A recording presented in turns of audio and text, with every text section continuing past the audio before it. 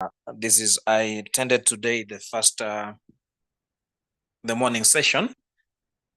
I was shared a link by my friend John Linus, and I joined at the tail end. So I'm here just to get to know more. I must record that the morning session piqued my interest, especially on the presentations that were made.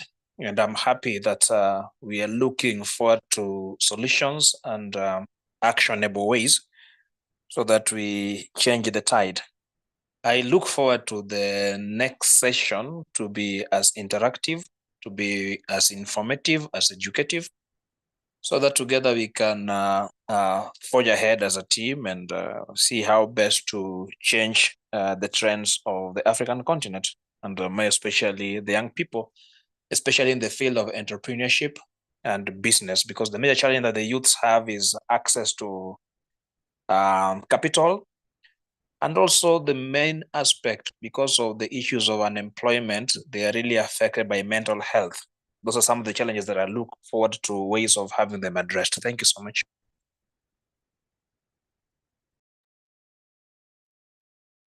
Thank you very much, Mr. Linus. I don't know if my video is on. Can someone please give me a thumbs up in case my video is not on so that I can turn it on? So to our speakers, you're very much advised to unmute your videos as the session goes on. So we have 1 minute to go. Thank you very much, Mr. Linus Gerald. Actually, the morning session was quite interactive, and we're here to also just touch a little bit on the unemployment. One of our speakers will be talking about that in detail. So ladies and gentlemen, it is 3:09 p.m. Central African time. That is 4 p.m. That is from my location, it is 3:09 p.m. East Africa, 2:09 p.m. East African time, Central African time, which means East African time, it is 3:10 p.m. East African time. You're much more welcome to this session today, the 23rd of May, 2025. Ladies and gentlemen, today we are gathered here to amplify the bold, transformative voices of the African youth as we try to redefine what's possible for our continent. I'm your host and moderator. My name is Gloria Sisia, and I'm honored to guide you through the conversation today. Well, our theme today speaks directly to the purpose, that is business and human rights, entrepreneurial pathways to social equity. We have very esteemed speakers all across the continent who have just gathered, and they want to talk about this issue. You know, the African continent has been quite stagnated with matters regarding human rights violations. And at the same time, businesses are also trying to thrive at the same time. So the questions here today is, are we building businesses that respect human dignity? Are our ventures ethically in how they treat people and the planet? Are we creating opportunities that are inclusive, opportunities that are fair and sustainable for all and not just a privileged few? Well, ladies and gentlemen, together with me, I have my co-host. Her name is Hanan Ziokari. I don't know if she's on call, but I love to just hand her the microphone so that she too can introduce herself, because we're looking forward to make this session as interactive as possible, because we want as many youth out there in Africa to benefit from this conversation. So Ms. Hanan Ziokari, if you're on call, over to you so that you may introduce yourself so that we can directly head into the main part of the discussion. Okay, thank you very much, Ms. Cisia. I'm happy to be here today. Thank you for the invite as well. And it's definitely lovely that we have come to the third day of this summit. And it has been lovely so far. And I love what we're going to be discussing today. So I'm definitely looking forward to the insights, definitely looking forward to hearing from the speakers. And of course, definitely also looking forward to hear what the questions are going to be, because I'm very sure that this is a pertinent issue and a matter that needs to be discussed, not just here, but in various spaces as much as possible. So back to you, Cisia. Thank you.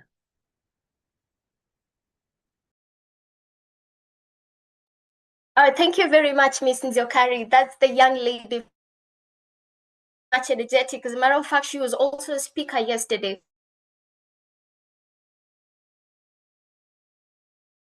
many forums all across Africa trying to talk about these contemporary issues, business and human rights. You know, we've been having all these conversations since time immemorial. Well, we've gathered here today in efforts to just continue the conversation. Because last year at the UN grounds in Nairobi, Kenya, we also gathered there to talk about this issue in its entirety. And we're just here to also listen from these esteemed speakers. What do they have in store for us? So join us in this conversation and let's make it as interactive as possible. So on the first to the floor, we have our Kenyan gentleman. His name is Mr. Pravin Forrester Kokeyo. He is a pharmacy scholar, an entrepreneur, and youth advocate. And he's going to be presenting on inclusion, social innovation, and the business human rights nexus. So Mr. Pravin Forrester Kokeyo, if you can hear me, please, the floor is yours. Please take the stage and lead us in this important conversation. Wonderful. Thank you so much. Can you confirm if all of you can hear me?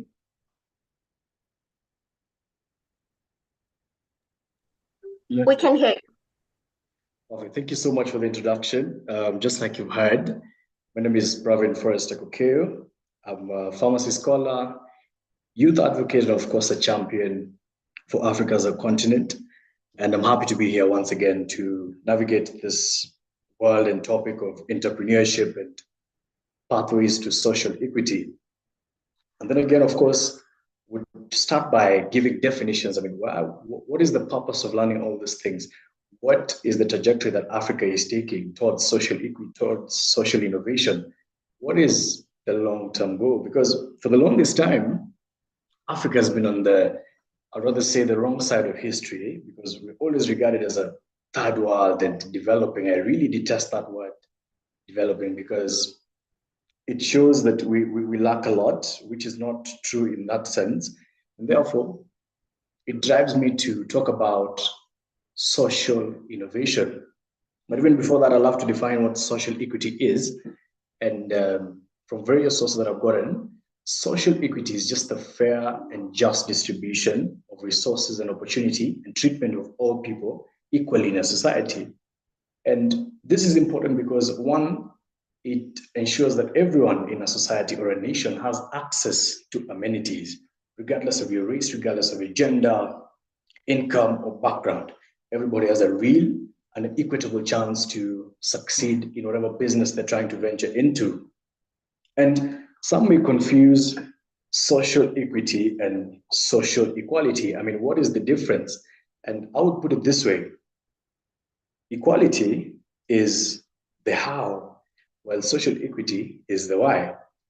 And maybe a rather graphic image is if we're having three gentlemen, three tall, dark, and handsome gentlemen like me. One is probably 6 feet tall, the second one is 5'8", and the last one is probably 4 foot, and all of them are standing looking over a fence.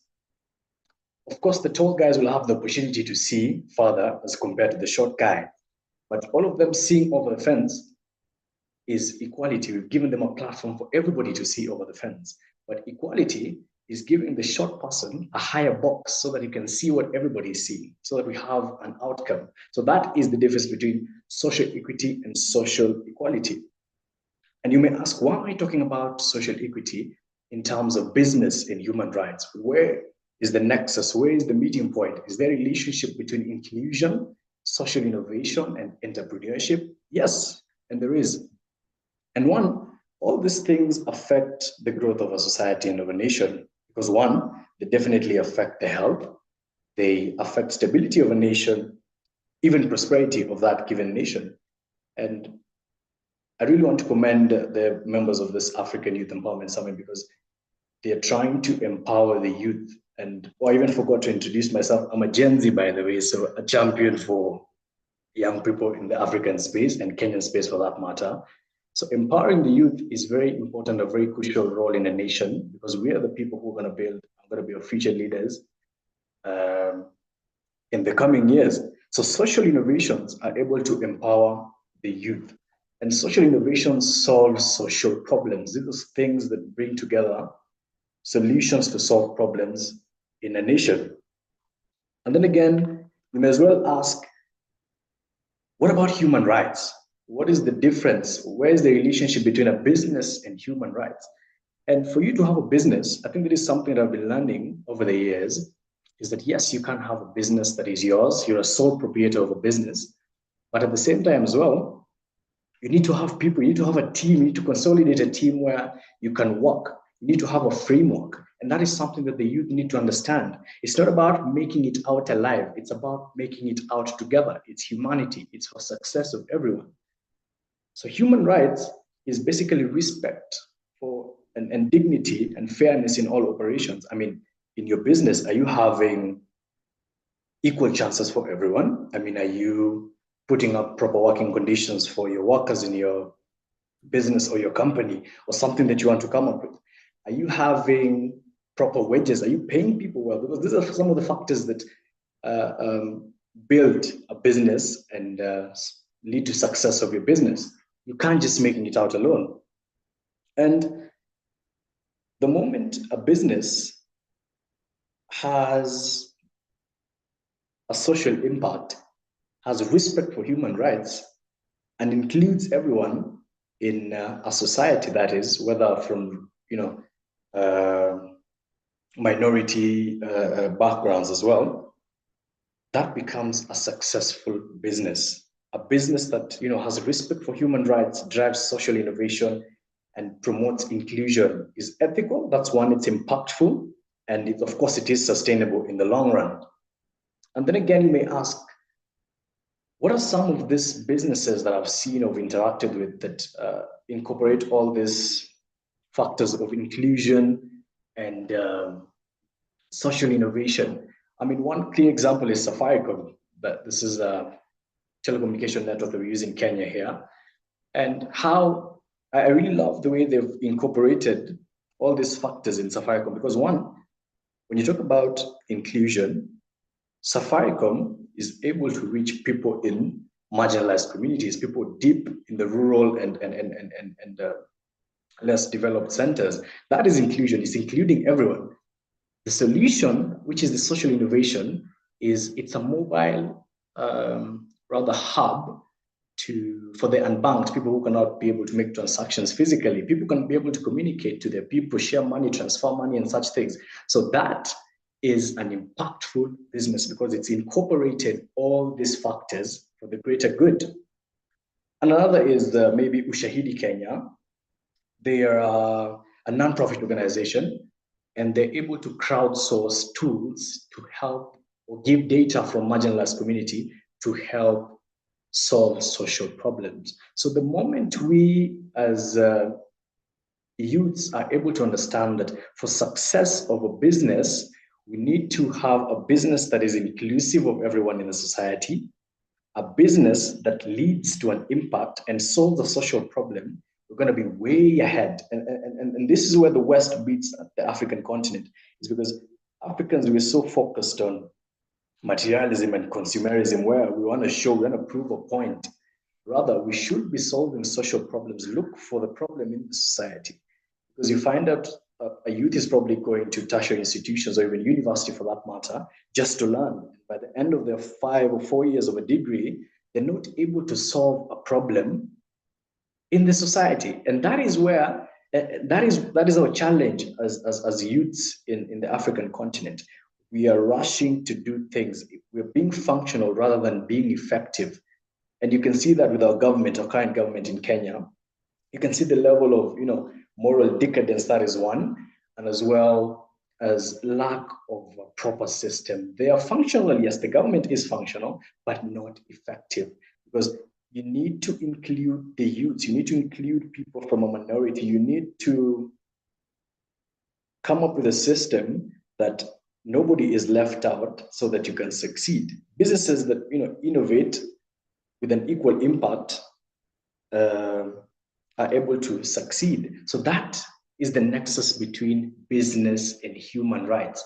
That is what the youths need to talk about. Unemployment is such a big issue in Africa at the moment because we seemingly want to look for jobs. Youths want to look for jobs, which is not the case. I mean, look for a social problem. Look for, is it health? Is it tech? Look for a problem and find a solution. And once you find a solution, come up with the mechanism of how you're going to put it out into the world. This will give you work. It's not about looking for a job, it's work. There's a difference between job and work. And so all this brings us to the point where we need to step up as African youths and empower ourselves, look for problems in the society to be able to solve, look for tools to enhance this. This is the only way we can emancipate ourselves from the West in that matter.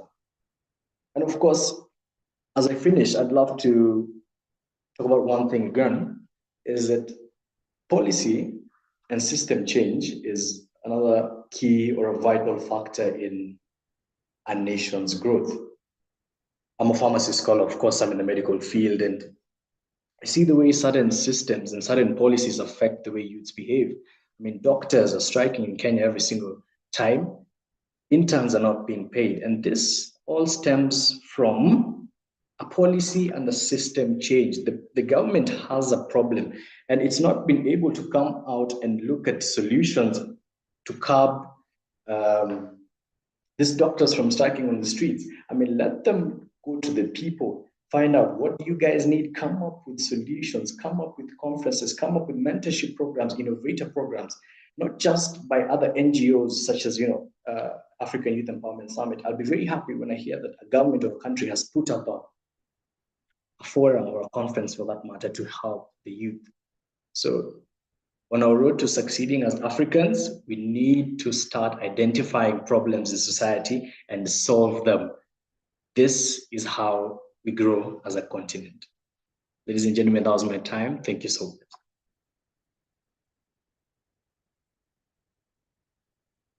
Wow, lovely. Thank you so much, Mr. Pravin. I think we have taken out so much.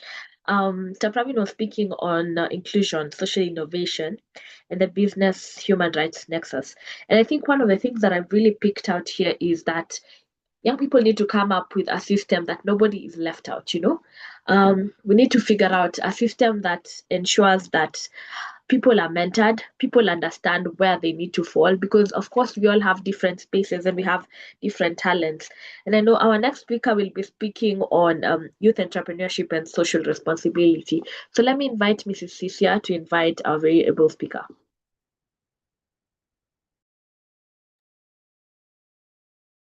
Thank you very much, Ms. Nziokari.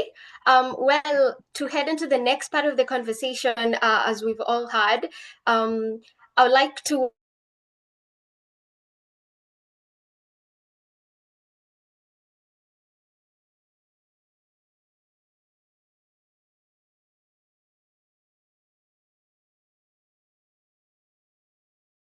welcome to the floor Ms. Janice.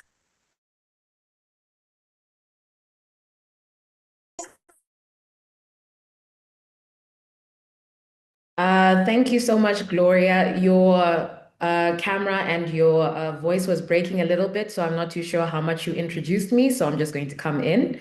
Good afternoon, colleagues, participants. It's amazing to have everybody here. As mentioned, my name is Janice Zibusiso Kukuletu Kumalo. I thought I would give my middle names as well, just to enhance the Pan-Africanicity of it all. But I am currently I see the host is laughing. I'm currently a senior advisor on partnerships as well as advocacy at African Renaissance, and which is another Pan-African organization that really focuses on the 3 pillars of gender equality, health equity, as well as socio-economic justice. So this conversation is absolutely perfect and timely for me. So I'm not too sure if Gloria had also mentioned, but really I'm just going to very briefly touch on gender equity as a cornerstone for social justice. Now, redefining power, access, as well as opportunities for African women, which I thought was an extremely long but very, very exciting topic to be discussing. So let me jump right into it.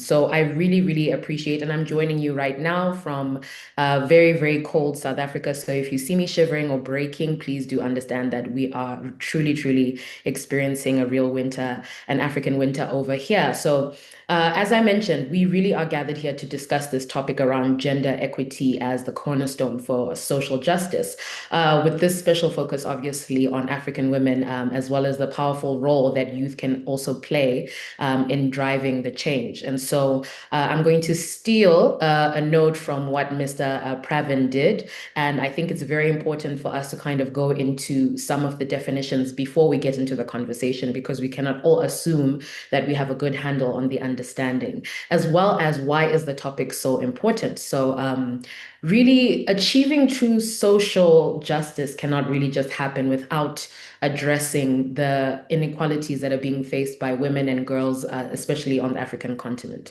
where there are traditional, cultural, and systematic barriers that continue to persist no matter how much progress we definitely are making. And it's important because this is a gathering of young people to engage in the conversation of what exactly is the role of young people in achieving this gender equality as well as social justice as well. We know young people are catalysts for transformation, and I know we're all exhausted about hearing that young people should be innovative and are innovative, and they bring in this energy, but it's the reality. The reality is that we are the ones who are also able to transform these inequalities into opportunities for everybody involved.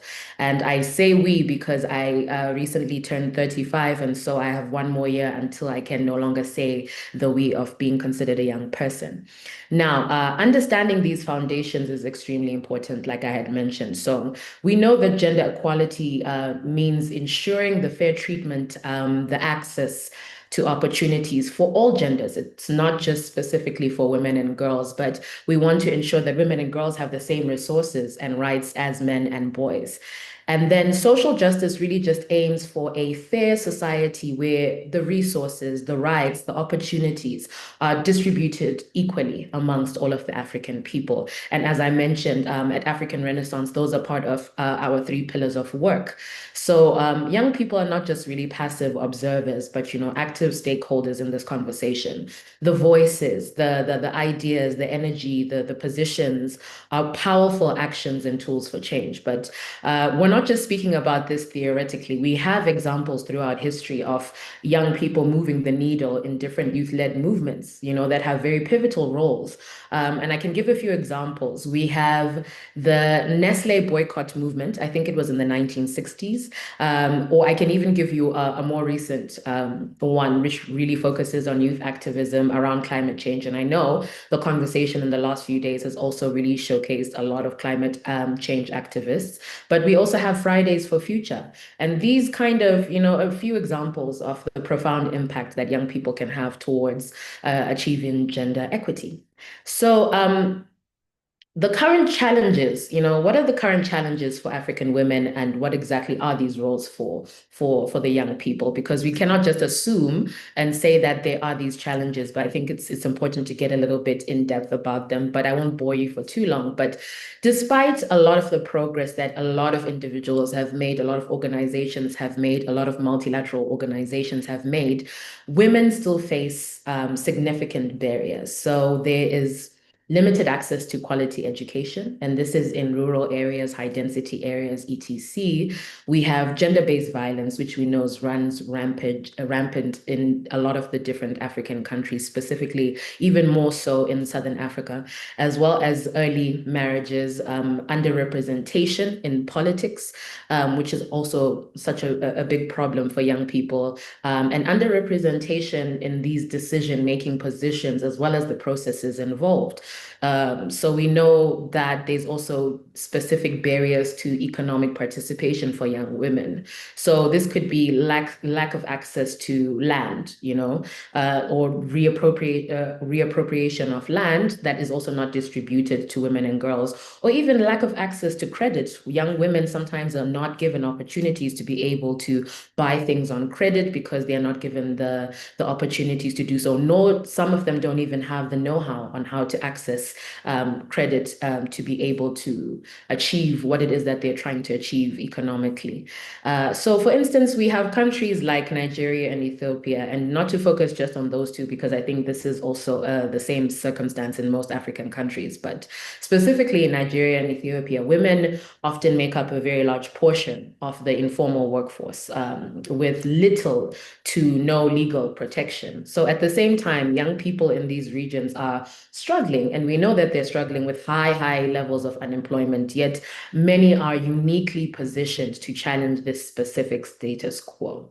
So that was just me going through a very abbreviated list of some of these specific challenges and barriers that women have and what the suggested or preconditioned role of young people would be. But I really liked this part in the topic that we were discussing around redefining power, redefining access, and redefining opportunity. So really, what does that look like? So on the power conversation, I was saying young people can shift societal narratives about gender roles. For example, in Kenya, we have the Girl Effect campaign, which also leverages on different youth-led storytelling. And storytelling is extremely important because it shifts the norms and the understanding, not just of Africans, but of the global world, because they also need to be able to understand and challenged when it comes to these different gender stereotypes that can then either empower girls or disempower them to pursue education and different leadership roles. So that's just an example in the conversation on power. But when we talk about access, the number one conversation around access always goes to technology. Now, technology does offer, vast opportunities, such as digital platforms such as this one, which enable us to gather and have different conversations, to distribute information, to mobilize support, to advocate for gender equality. But I also think that access always needs to be duplicated on the ground. There is always going to be opportunities, or we need to create opportunities to also ensure that access is provided to those who do not have access to technology and these other digital platforms. There is always going to be that missing middle that is unable to connect or even engage with technology in the way that Gen Zs and some of the millennials are able to do so. And so there is that generation of the boomers and the Gen X who do not necessarily use technology as often as they should. And then there's also instances where there are young women and girls who live in rural areas who do not have the access. And so whatever measures are taken, these measures need to be duplicated on the ground to ensure that access is not just technologically advanced, but it is also engaging with local communities on the ground. So we can also look at, and I'm very big on examples, but we can look at different hashtag campaigns like Bring Back Our Girls, which focused on alleviating and ensuring women's voices bring back global attention to local issues. And global attention to local issues is extremely important, especially given the global climate that we're currently living in and the political climate around funding and resources that constantly is changing. And so it's extremely important that the world knows where exactly the financial gaps are when it comes to access and creating opportunities for gender equality. So the third part would be opportunity. So I think a prior speaker was also speaking a little bit to this, but entrepreneurship is one of the niche areas or opportunities for us to be able to delve into. So entrepreneurship programs such as She Invests in Africa, this really focuses on empowering women, young women, to start their own businesses, overcoming different economic barriers. And then specifically in South Africa, which is also very close to me, youth-led initiatives like Awetu Project, Awetu meaning ours, supports young entrepreneurs, many of whom are women, and really supports them in accessing funding as well as mentorship. I always speak about mentorship as saying sometimes mentorship doesn't have to be programmatic. Sometimes it can indirectly happen. You can decide that someone is your mentor simply by paying attention to what they have been able to achieve and how they have been able to move their path in their career and being able to emulate it without losing the special niche that makes you who you are. But I think mentorship can be voluntary and involuntary. So very lastly, because I don't want to take up too much time, but I think it's also extremely important to discuss some of these strategies for the driven change that we've been discussing. So participation is obviously important, but active participation, meaningful participation, especially where young people are concerned, young women are concerned even more specifically. But this is also within local politics, different student organizations, different community groups, but also ensuring that we're taking the conversations of participation to a higher level. So engaging with institutions like the African Union Commission. I used to actually previously work as the youth engagement lead at the African Union Commission, and there's so many opportunities for young people to be able to participate actively, like the African Union Volunteer Corps program that they have, because then that gives you the conversation to be able to take it to a global or even a Pan-African level, not just in a local political space. But there's also the conversation about using digital platforms, and that's going to be your key driver to spreading awareness, to challenging different stereotypes, to highlighting positive stories and also negative stories that need to be told sometimes. And so we also have mentorship and education, so really supporting programs that mentor young women and girls. We also have the Nigeria's Girls Power Talk, or in Kenya, there's the Young Women's Leadership Initiative. And like I mentioned, there are so many opportunities that are being provided through different multilateral organizations in order for young people and young women specifically to be able to join, to also kind of close that gap towards gender equity. So advocating for different policies, multi-sectoral collaboration. Multi-sectoral collaboration is always important because the people who are standing next to you, whether it's other young people, whether it's professionals, whether it's people in civil society organizations, whether it's private sector, whether it's governmental institutions, these are your collaborators. And we always need to be able to find ways to engage on a multi-sectoral level to ensure that all of the different gaps that are being presented to us are then being closed. Sorry.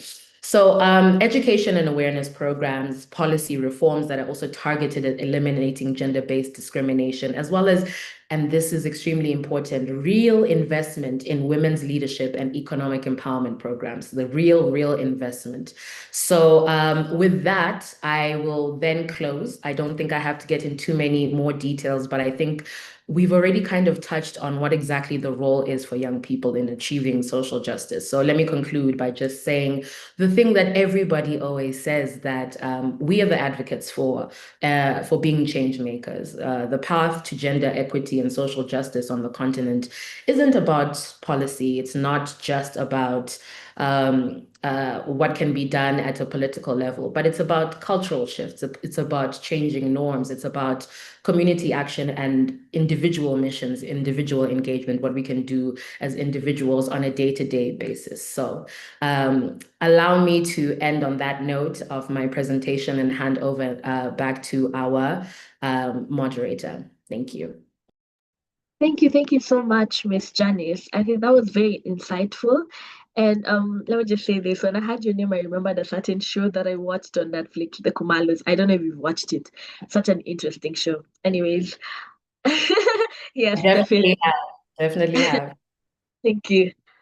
Yes, so thank you very much for that. I think we've learned so much. In fact, something I picked out from what you mentioned and Pravin had mentioned that we need to come up with a system that nobody's left out. And you mentioned that we need to ensure that there are same resources. So there needs to be availability of similar resources. And I think this is really important, especially in the subject of so many things have been happening, especially people communicating and saying that there's a gender agenda. So how exactly can we ensure that there are similar resources that are being presented to everyone equally, not just one particular group of people? And thank you also for pointing out for us different organizations. Honestly, I didn't even know so much about the Young Women Leadership Program that you've talked about here in Kenya. I'll definitely check it out. But I think that also takes me back to thinking about, does this mean that when these organizations are there, how many people actually know about them? How many people actually have access of knowing that they do exist? So I think that's also another myth that needs to be checked on. Thank you for that. Meanwhile, I want to request everyone joining us, just tell us on the chat box where you're joining us from, so that we can know that we are here with you. And please, I hope you're enjoying and you can continue learning so much from here. So over to you, Miss Cecilia. Thank you very much, Miss Nzeokari Hannah. That was a brilliant presentation. Without much further ado, I do not intend to dilute the information. Allow me to introduce to you the next speaker on stage. Well, the gentleman to speak before us today, his name is Christopher Alvin Mokaya. Mr. Christopher is a man with a lot of many hats. The gentleman, Mr. Alvin Christopher Mokaya, is a Pan-African real estate company executive that is committed to excellence and innovation. Mr. Alvin Mokaya, he has been mentoring in the Yali Regional Leadership Center in East Africa since time immemorial. Mr. Mokaya is a diplomat. He has won many awards, and I have been able to have the opportunity to meet him in many other platforms, and I'm very much excited that he's with us today to talk about this contemporary issue. Why we're here today. Mr. Alvin Mokaya is going to be presenting on real estate as a vehicle for youth empowerment and sustainable urban development in Africa. Ladies and gentlemen, please join me in giving a round of applause to welcoming Mr. Christopher to the floor. Mr. Christopher, over to you. All right. It is a pleasure to be here. First of all, I'm very delighted to join you today. I hope I'm clear, moderator. Am I clear?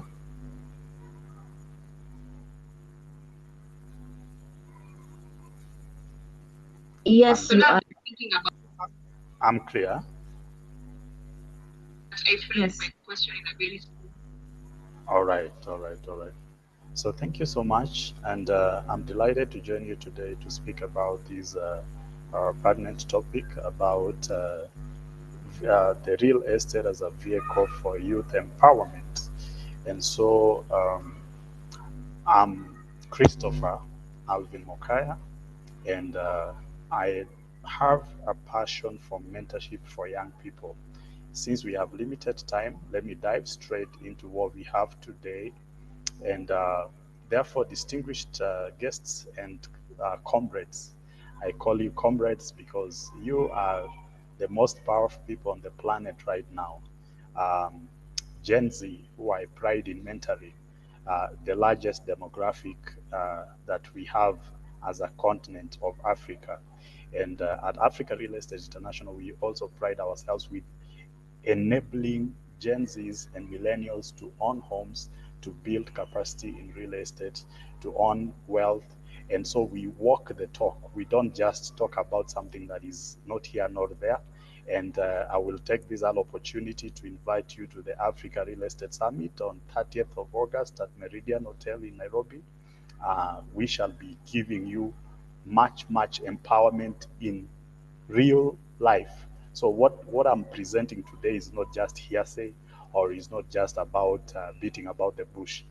But I must say that it's an honor to be here with you today, because the continent really, despite having the largest demographic dividend, that is the young people, it still has the crisis of joblessness, of apathy, of oppression and repression, and of exclusion of people, young people, in the corridors of power.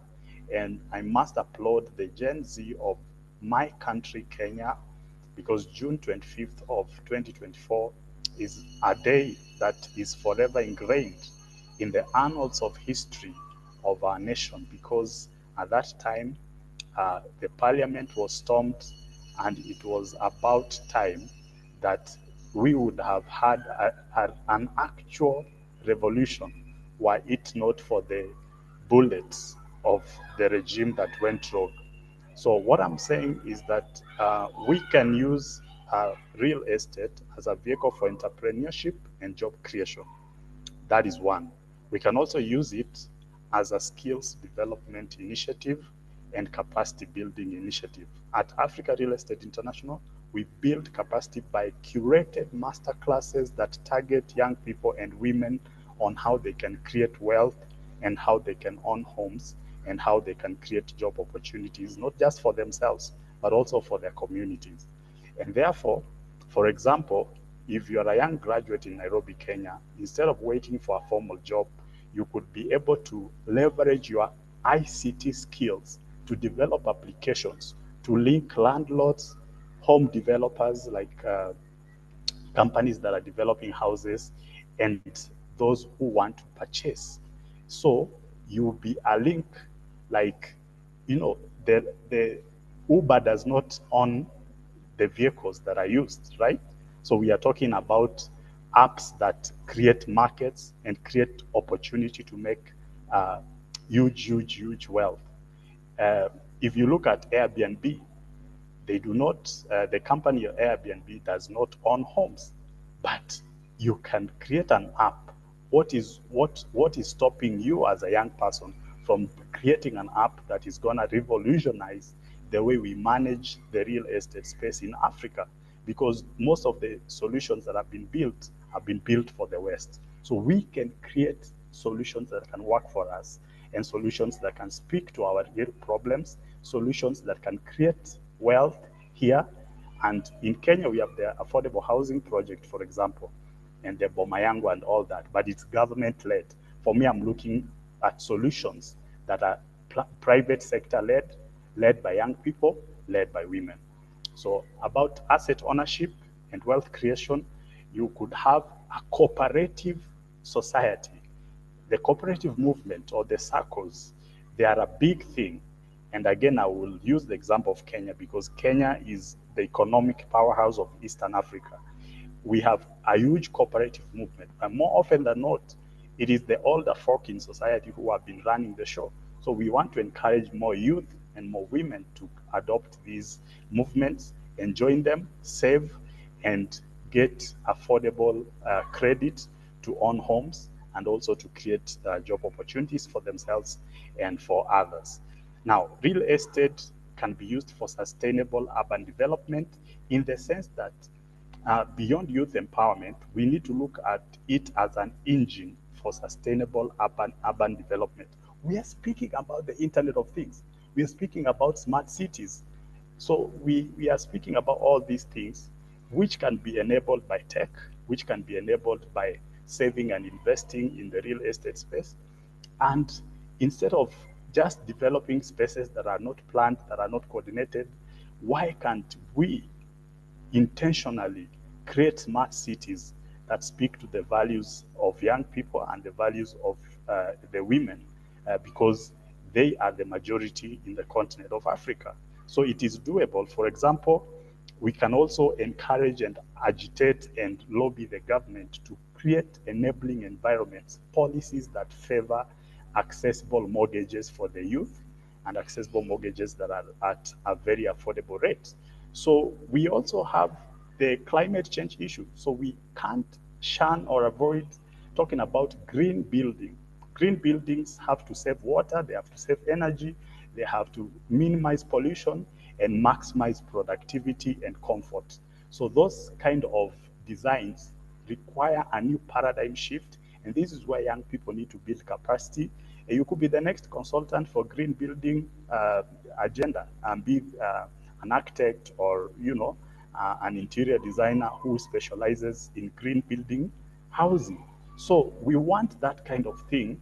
For example, if you look at Lagos, Nigeria, which, you know, Nigeria has a burgeoning population of over 200 million people, and developers in Lagos, Nigeria can be encouraged, for example, through their government, you know, given tax incentives to ensure that they have to incorporate solar panels, for example, you know, green energy in the course of building their houses. And then we cannot ignore communities, community-centric urban planning that we need, whether it's the government or the private developers. We need to have a round table in which we have a conversation on how we are going to have houses that are smart, houses that are green in terms of respecting the environment and how we minimize pollution, and houses that are well planned and therefore led by those youth who are able to do those projects. And these people are not from Mars, nor are they from Jupiter or from the moon.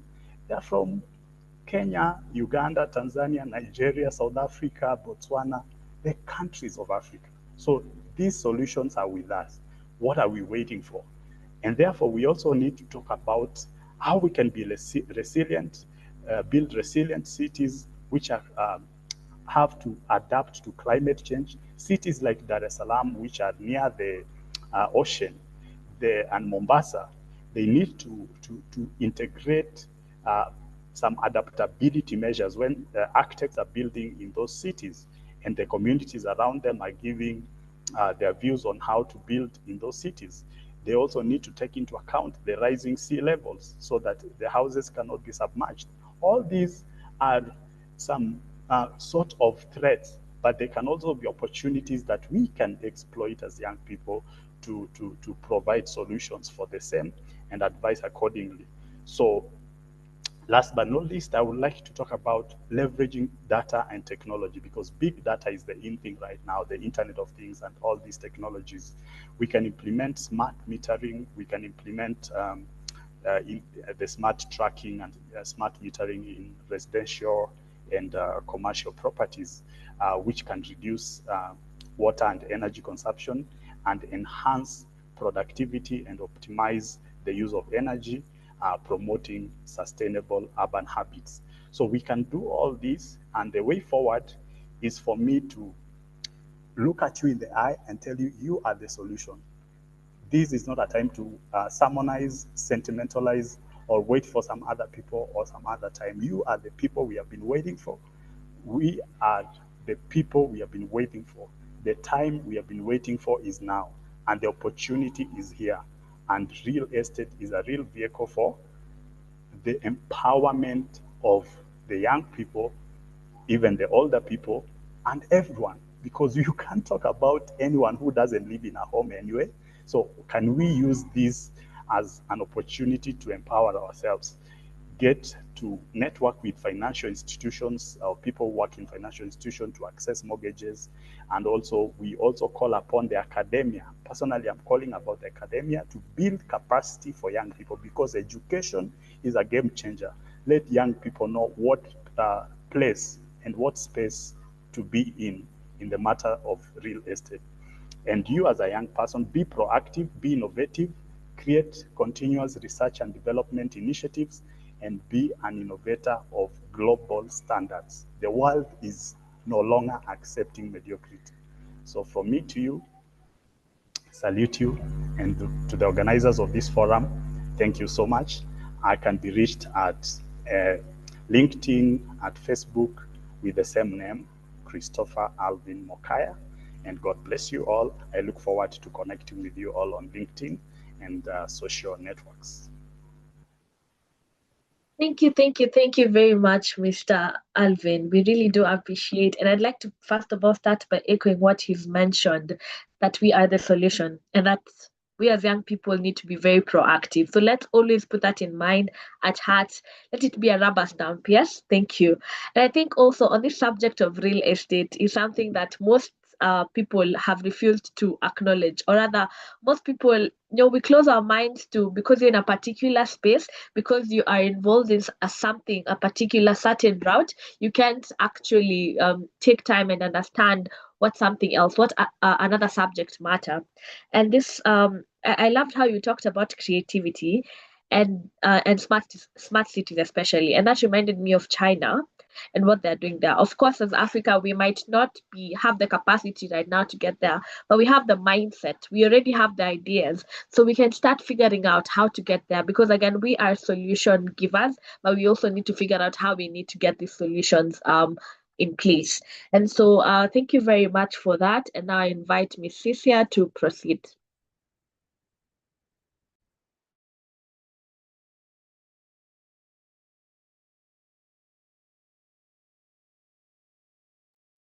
Yeah, thank you very much. I had a problem with my connectivity, but I'm back. Well, ladies and gentlemen, as Nziokari said, we are solution givers. We are and gentlemen, the next speaker on the floor is going to talk about youth entrepreneurship as a catalyst for job creation and economic diversification. He goes by the name Mr. Thomas Dodge. Mr. Thomas Dodge is the Vice President of TWD and the co-owner of JLQ Marketing and Branding, the founder of the Prime Theory Company. The gentleman before you is a multi-industry entrepreneur with deep passion for creating wealth through innovation, wellness, and strategic branding. Well, before he comes to the floor, I have a question to the audience. Please, with raising your hand or with a reaction, how many of you are employed and how many of you are employers? So if you fall in among the unemployed, would you please just raise your hand? We just want to make it interactive so that as the speaker comes in, he can know whether he's talking to the unemployed or employers or the employed. So Nziokari, are you employed? I think I'll just start with you. Unfortunately, at the moment, not. I wouldn't say employed, but I do something, but I don't think it's employment. Oh, okay. Gesimba, how about you? Are you jobless or are you employed? Where do you fall specifically? I'm jobless but not idle. Oh, wow. Impressive. I love that. Well, I will not take much of your time, ladies and gentlemen. Mr. Thomas Dodge, the floor is yours to present on youth entrepreneurship as a catalyst for job creation and economic diversification. Join me in offering a round of applause to our next speaker. Over to you, Mr. Thomas.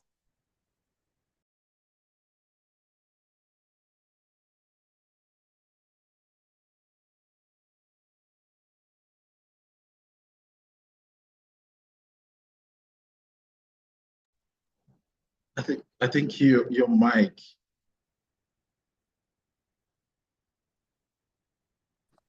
My apologies for that. But good morning again. I'm in Atlanta, Georgia, so it's still bright and early in the morning here in Atlanta.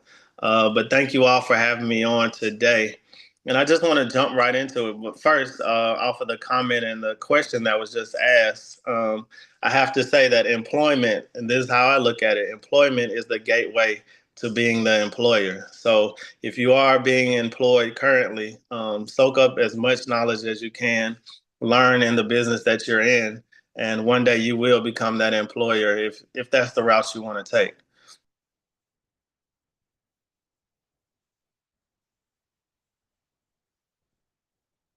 I think, Mr. Thomas, you have your mic. You're muted again. Something's going on. It muted me on its own.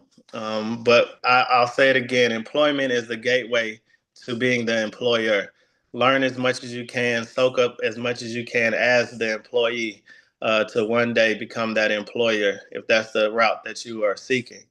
But I'm coming on to talk about youth entrepreneurship. And I have to say that currently, as it stands right now, Africa, it's been this way, but people are slowly catching on. Africa is the greatest opportunity for people in Africa and across the African diaspora to make a change. Africa is growing, the stories are being told, but as we speak on entrepreneurship, it's simply the matter of ownership.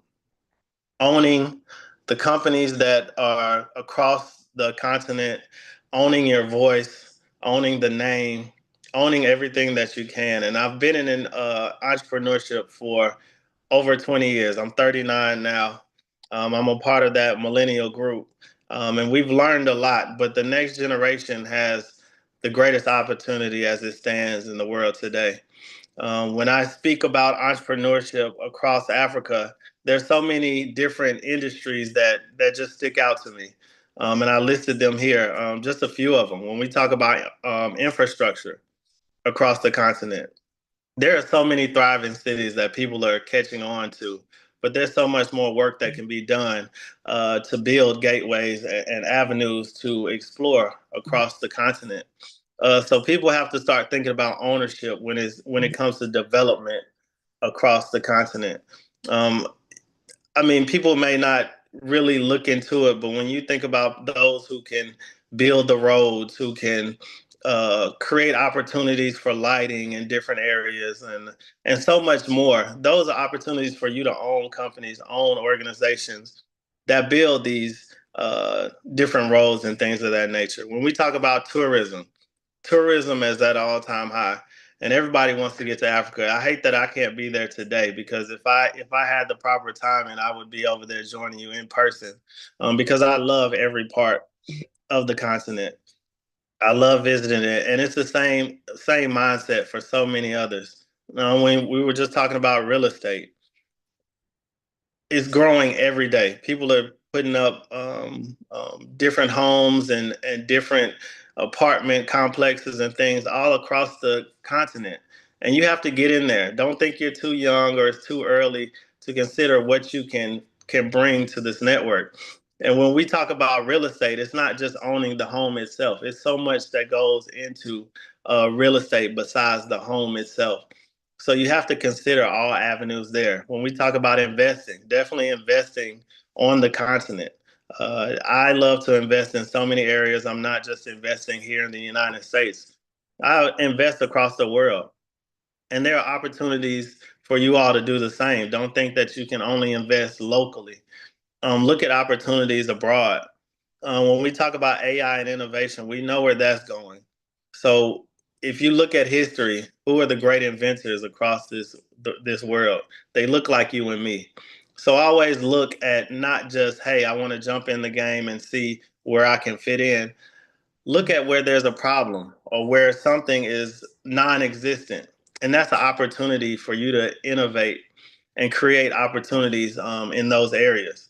When we talk about technology, which goes hand in hand with AI, it's still young. AI technology is still young, and there's so many opportunities to get in and make a difference, not just financially, but impact in the community as well.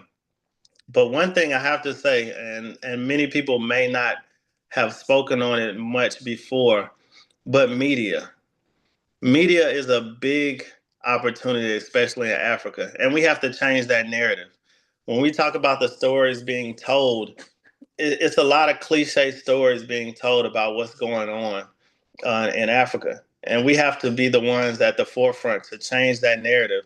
And there's always opportunities when you speak about entrepreneurship, owning your own media companies. But it's been so easy now in this day and age across social media to get your stories out. Think about YouTube. YouTube is the biggest opportunity for media there is. Start your own company. Get that voice out there. Tell those stories. When we talk about other things that are going on, like I said, I love to visit the continent. And as you can see on my shirt, one of my companies is Atlanta Transportation Systems. And we do transportation here in Atlanta and across the Southeast in the United States. And when I come to Africa, a lot of times people ask me, hey, how can I help with transportation locally? What can I do? And my first answer is always, I want to partner with you. I don't want to come in and create or bring my company to fill a need or fill a void that's locally. I want to partner with you. I can help with the processes, but I want you to own your own. I don't want to come in and infiltrate and bring my business to Africa. So when we talk about ownership, I mean, when we talk about entrepreneurship, there are so many opportunities. I mean, anything you think of is just a matter of you being an owner in that space and you creating opportunities. When we talk about social impact, once you have this business in place, you have to create a structure where you can employ those around you. I always say this, you're only as strong as your weakest link. So it is your job, it's your duty to help those around you and start with those locally. Not always looking to outsource and bring in individuals in other areas. Look at the people around you. We all have skills, we all have ability, but it's about tapping into those ability of those around us. That's what a great leader is. A great leader is not just the person in the forefront and the person that you see every day. A great leader is a person who empowers those around him. So, I mean, we could go on and on. 10 minutes, I don't think is enough to talk about entrepreneurship and the opportunities that you have in front of you. You just have to go out there, have an open mind. Like I said before, make sure that when you're traveling or when you're going about your day to day, you're looking at the holes that need to be filled where you are and abroad. I love what I see from the youth today. I guess I can't call myself a youth anymore as a 39-year-old. I have the energy mentally, but physically, I mean, it's dwindling a little bit. So you all have that energy, both mentally and physically, and you have to go out there and give it your all. I can't say it enough. I love the direction that a lot of the countries and a lot of the areas across the continent are going. But the biggest thing for me is we have to have ownership. We can't allow others to still come in and develop the way they want to, because the biggest problem is they're coming in, creating these wonderful real estate opportunities, doing tourism, but they're taking all the funds, they're taking all the resources that they gain back to where they are from. So we have to, it is imperative that we do the jobs that we can and make sure that we bring back to our communities. And if you look on if you look on here, you might have seen the symbol that was on my page before I showed my face, and it's the National Black College Alumni Hall of Fame. We created which is a nonprofit, we created an organization where we help individuals who are seeking higher education get to school. And one thing that we really preach is that we don't want you to go to school with just the mindset of, hey, I'm going to get my degree and I'm going to go work for some Fortune 500 or some other company. We want you to have that mindset of that when I finish school, I may work briefly with the company to gain experience and learn the ins and outs. But ultimately, I want to own my own. I want to create my own businesses because, again, there's so many opportunities, and we can't just rely on these big corporations to make a living and improve the way of life for us and the ones around us. But like I said, I can't talk enough about Africa and the African diaspora. There's so many of us who are going back and trying to learn about our roots and learn about our ancestors and trace back our lineage to the motherland. And that's another opportunity in itself for us learning about our heritage, for us learning about what's going on in different areas. We have that duty to come back and help, not come back and try to take over, and not come back and just look for an opportunity to invest and make money. There's an opportunity for us to come and lift our brothers and sisters up. The populations are growing in every area, and it's a lot of individuals that are coming from outside of the continent. That's a good thing. We always talk about it here, what we call in Atlanta our transients. I'm not opposed to people coming from Chicago, from LA, and other areas and coming to Atlanta, because it only increases the property value. It only increases a lot of opportunities in my city. But the first thing when they come and they talk about doing business is, how can we partner? How can we work together? How are you going to socially impact my communities? Not just come in and move in and go on about your life. It's about what positive impact you can do locally. I have to speak about one of the great leaders there, President Ibrahim Traore. He's a big advocate for us doing for ourselves. The problem, and I go back to media, the problem is not that we don't know, and the problem is not that we don't have the capability.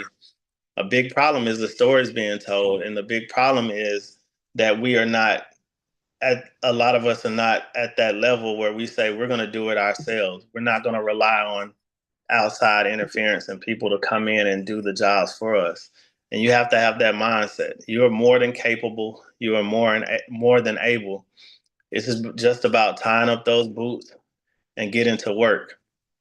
I don't know where I am on time, but I've heard others mention I'm going to leave my information in the chat, because I can talk at length about each of those topics, from infrastructure to tourism to technology and the opportunities that are there. Everything is at your fingertips.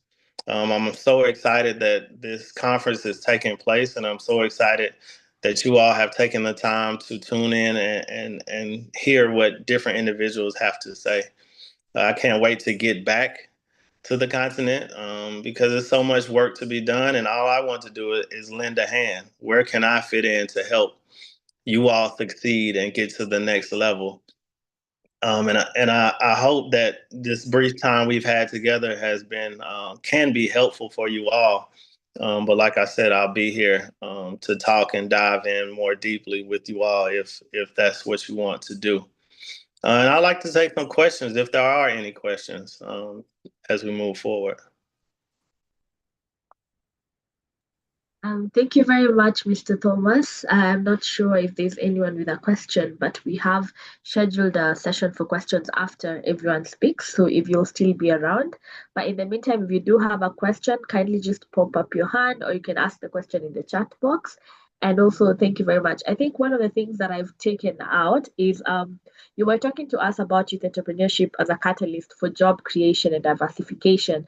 So what I really appreciated was the fact that you say use the opportunities that work for you. And you started off by telling us that employment is a gateway for being the employer and soak up as much. Sometimes we tend to forget that even in employment, we can learn so much that will become an opportunity for us to even start something of our own. You spoke about taking advantage of YouTube, social media, and all these platforms. So I do hope that we have learned a lot. And again, thank you, Mr. Thomas. And this is definitely something that we've gotten a lot of insight on. So on to you, Mrs. Cisia. Miss Cisia? Thank you very much, Miss Nziokari. I don't know if you can hear me, but I also was able to take one key thing from what Mr. Thomas was presenting on. And I think in my own words, I would say that as young Africans, it is high time that we rethink our dependency and begin building our systems, solutions and economics that are owned, led, and sustained by we, the Africans themselves. So I think I will have a question for you perhaps at the end of the call based on what you have presented.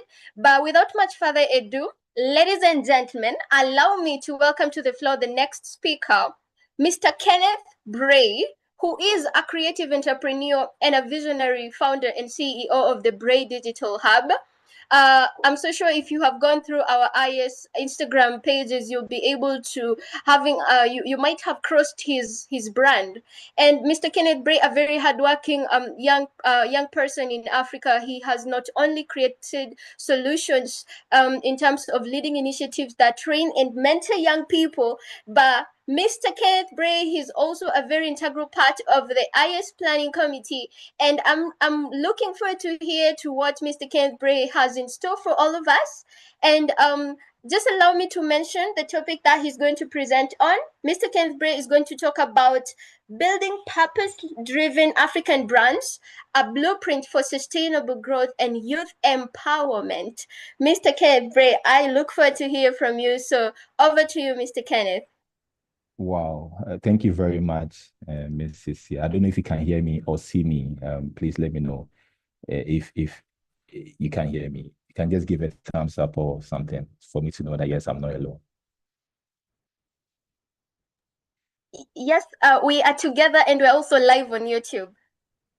All right, thank you very much. Thank you very much. Thank you very much for that resounding introduction, Gloria. I really appreciate it. And yes, as been said, my name is Kenneth Bray. I'm the founder and CEO of the Bray Digital Hub. So at Bray Digital, basically, we are passionate about helping African brands to grow by offering creative solutions in the area of branding, digital marketing, and then basically graphic designing. So beyond that, we're also very much committed in youth empowerment, right? So especially when it comes to supporting the young entrepreneurs in Africa and startups to build impactful brands. We also run training programs specifically for women in the area of graphic design and digital marketing to help women to also succeed in today's digital space. So today, before I begin my presentation, I just want to ask a question. You don't have to answer, it's just a question for your consideration. So what if Africa's biggest export was not our natural resources, but also our ideas? Ideas, creativity, innovations. And it has been said over and over again in this summit by other speakers that Africa is the youngest continent with immense potential, right? So this potential is beyond our natural resources. It has to do with our creativity, innovation, ideas, and resilience. So today we're just going to explore how purpose-driven branding can be used to empower the youth to build a successful businesses that transform the African narrative from dependency to innovation. So what is purpose-driven branding? So basically, all businesses exist to make profit. You set up a business, you want to make profit, and then you sell to customers, or you provide services to customers, and you make your profit. But a purpose-driven branding goes beyond just selling products and making profits. It has a reason for existing that goes beyond just the profit making. It connects with the community and it creates impacts within this community. For example, there's a global brand called Patagonia or Patagonia.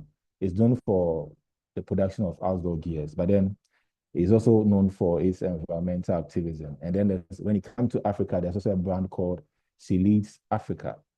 They help women entrepreneurs and they empower these women entrepreneurs to thrive in their businesses. And then there is EcoPost in Kenya. They transform waste into building materials. So these are brands that don't just make profits, but they win the hearts of people. They win loyalty of the people they impact. And what we should also know, and I think it has been said over and over again in this summit, Africa has an identity. Africa has a brand identity. So as Africans, we have a very powerful untapped resources, which is our culture. Our culture is untapped, and from our music, from our dance, from our fashion tradition, these are assets that we can use and we can build into brands that outlive us, that creates an impact in our society, and that tells the African story. Branding also isn't just about aesthetics. It's about, like I said, telling the stories of African people, pushing the story out there. Africa has a very negative narrative outside Africa. So how do we take these things, this culture, our music, our dance, how do we use these assets to sell Africa to the other people, to change the narrative? So how do you create a purpose-driven branding? So we are going to do this by looking at four pillars, which I've broken down or I've enumerated them into 4 P's. So the first pillar is purpose. What cause do you stand for? What cause do you stand for? What do you do? So when you identify your purpose, that will be the beginning of your purpose-driven branding. The next is positioning. What space do you occupy in the market? How do you position yourself well? How do you position yourself in the minds of your people, your customers, or the people you impact? And the third P is personality. What tone and what voice do you use in communicating to your prospective buyers or to the people you want to impact? And then finally, there is promise. What value do you consistently deliver? What are you delivering to your people? What are you selling? What are you serving your people? So if you're able to look at or combine all these pillars, you'll be able to create a very purpose-driven brand. And an example is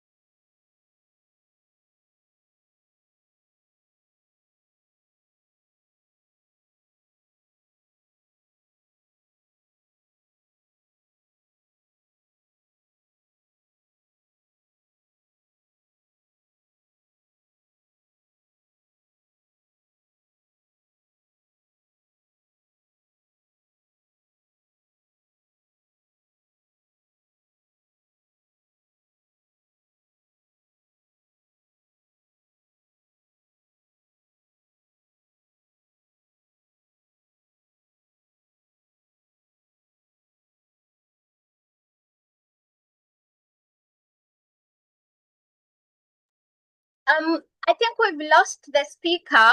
Mr. Kenneth, can you hear me? Yeah, I can hear you. I don't know if you can also hear me. Okay, proceed. I can hear you. All right, thank you. I think I lost the network, so I'm back.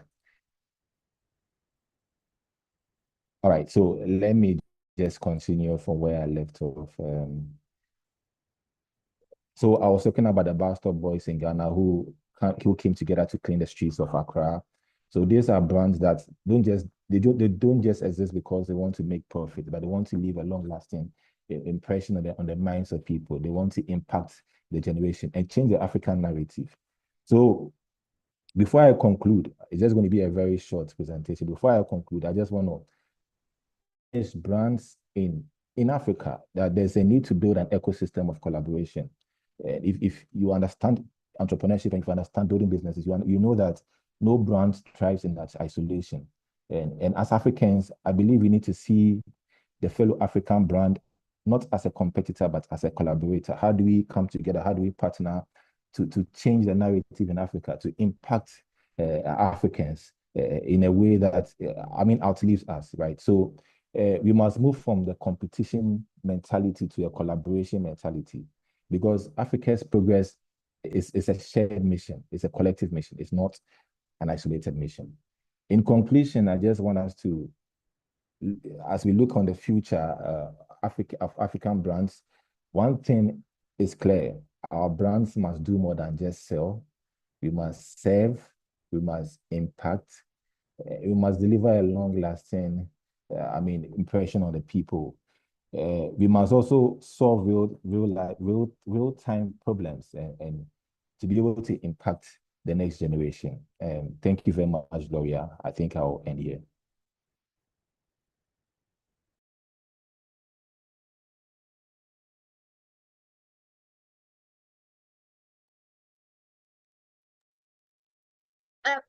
Mr. Kenneth, have you finalized your presentation?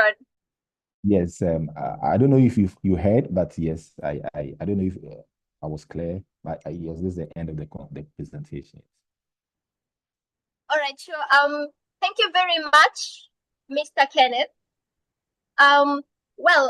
We directly going to head to the next speaker. Mr. Kenneth, we will have a session for questions and answer after the presentation.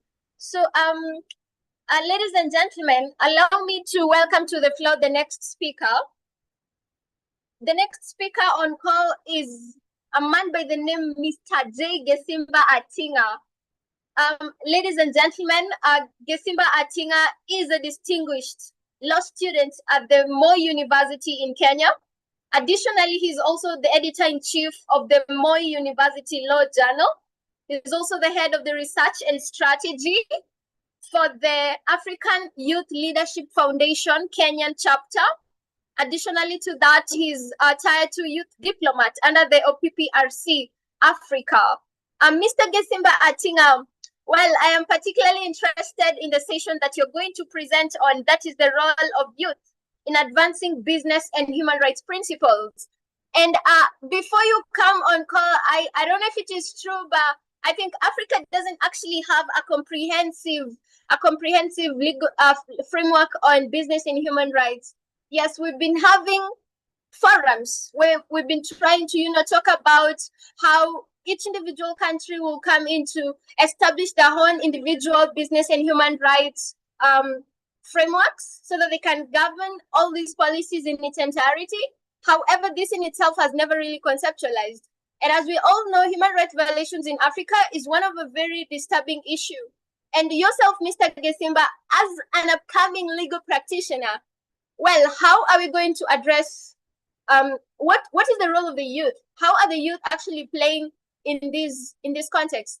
So, ladies and gentlemen, please join me in giving a round of applause to welcoming to the floor a man who has a lot of words, but words full of a lot of pieces of wisdom, Mr. Gesimba Atinga. Please, the floor is yours. Grace us with your presence. Hello. I don't know. Am I visible and audible? Yes, you're visible, Mr. Gesimba. Okay, thank you so much. It's been a very profound introduction. I was almost trying to figure out who that was being introduced. It doesn't sound like myself. So thank you very much for your kind words and very powerful introduction. It's a very beautiful day to talk about business and human rights, especially in the month of May. You know, I just recall that on the first day of May, we celebrated Labor Day or Workers' Day. So it's kind of closely related to business and human rights. And, you know, the realm of business and human rights brings in a array of questions, and you know, not all of them can be heavily addressed or specifically addressed. You know, just as our co-host has mentioned, we don't have a specific strategy or legal framework to deal with business and human rights.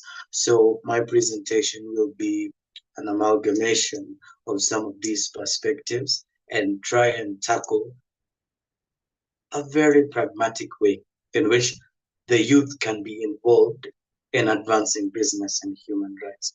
So allow me to begin with a story for some of us who have not heard it before. You know, I am a law student, just has been mentioned. So I will take you back to my law class before we get to my presentation. And in first year, we were told a story between two parties. There was Donahue and Stevenson.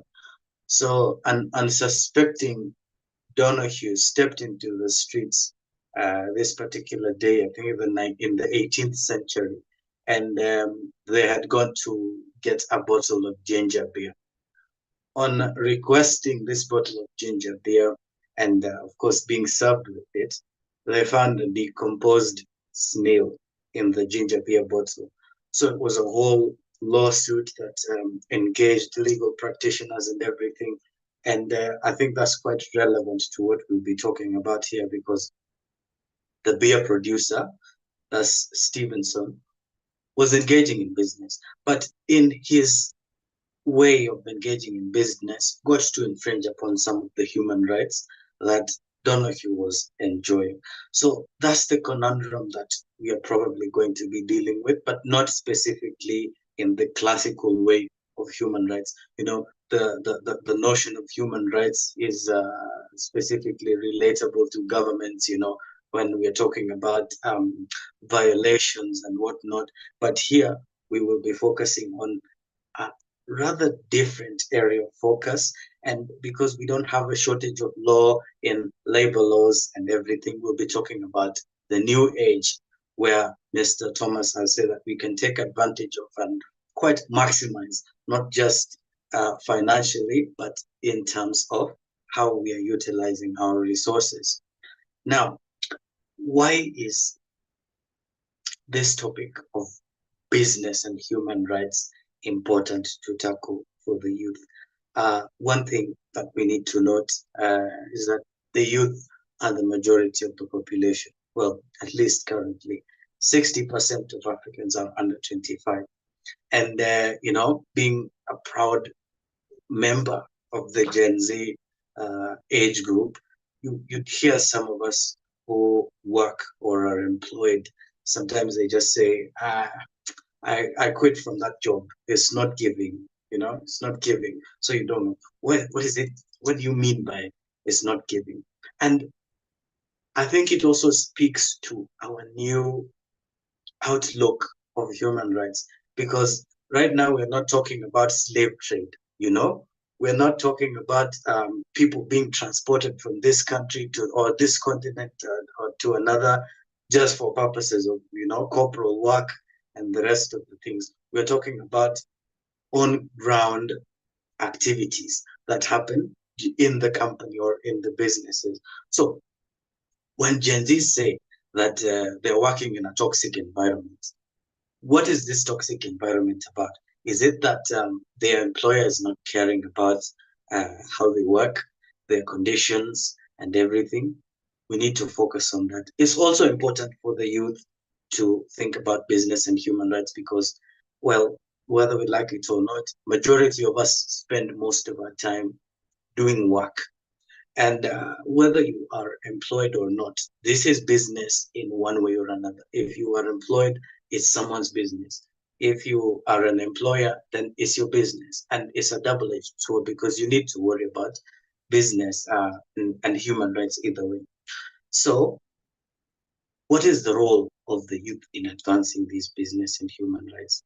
There is no specific role that you would pinpoint and say that because we have mentioned this role and we want to implement it quite in a linear manner, we will have solved the problem of business and human rights. You know, they normally say that if there is no door, you build your own door or you tear down a section of the wall, however you'd like to take it. But when talking about ethics in business, this is a very sensitive area. I would like to employ an example that I saw recently, and this is in connection with the digital age and, you know, the tech advancements in terms of AI. So we have these individuals that are in charge of machine learning. The machine learning is, you know, the process in which the AI models and the technology mechanisms get to be trained on the sentient aspects.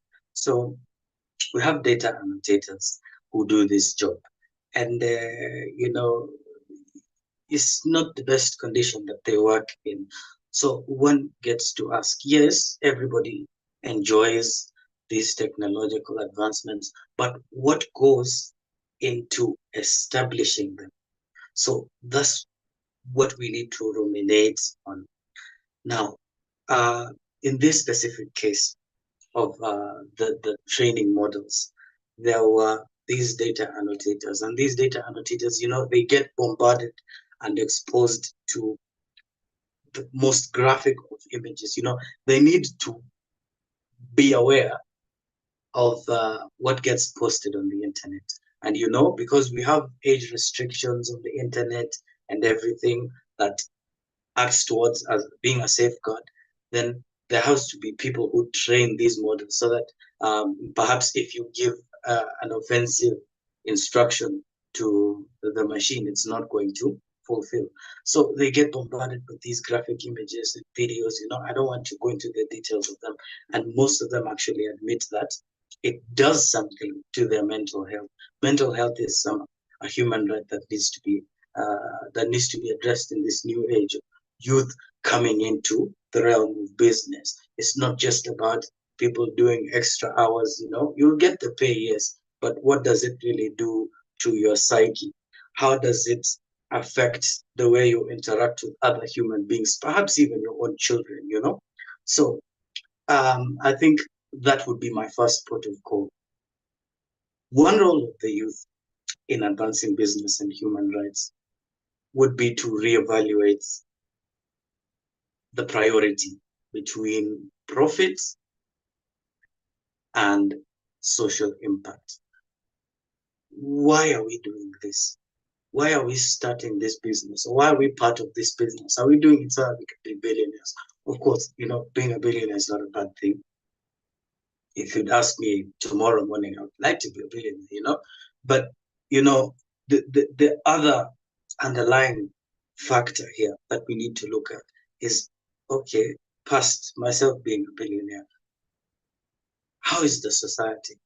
How is everyone else doing? And what is it that I have added in terms of value to the society? Are we starting this media company for profit ratings? Are we starting this media company to give the people only what sells, you know, and, you know, the profitable propaganda? Or are we starting this media company to tell our own stories? Someone really mentioned something good about African leaders and how they're portrayed in media. I don't want to touch on them because I'm not particularly a member of those countries, but, you know, we need to tell our own stories and we need to figure out the impact that we want to deliver in as much as we want to make profit. Because profit. We've made profit for the past years, and it's been averagely 60 years of African independence, if I'm not mistaken. So how have these profits actually benefited us, or have they benefited just a minority of the population? That's something to think about. Human dignity is a right that I hold very dear. It's one of the rights entrenched in our constitution in Kenya, Article 28, I believe. And this article of the right to human dignity actually carries a lot, in my opinion. You know, human dignity is the base of respect that should be given by anyone you come across. So, you know, any business owner or employer who does not respect you will obviously not value your dignity. Perhaps you're an immigrant, and they know very well that if you get, I would say exposed, if it gets known that you are an illegal immigrant, you would get deported, you know, your family would lose their breadwinner. Obviously, they're not going to treat you very well, you know. They're going to give you even less than minimum wage. They're going to give you the worst condition because they know you're not going to go anywhere. So we need to look at how business intertwines with other aspects of life. You know, it loops in other areas of law or of the socio-economic sphere that are not definitely applicable to business and human rights. And it's a multifaceted approach. There is not one specific role that we need to worry about.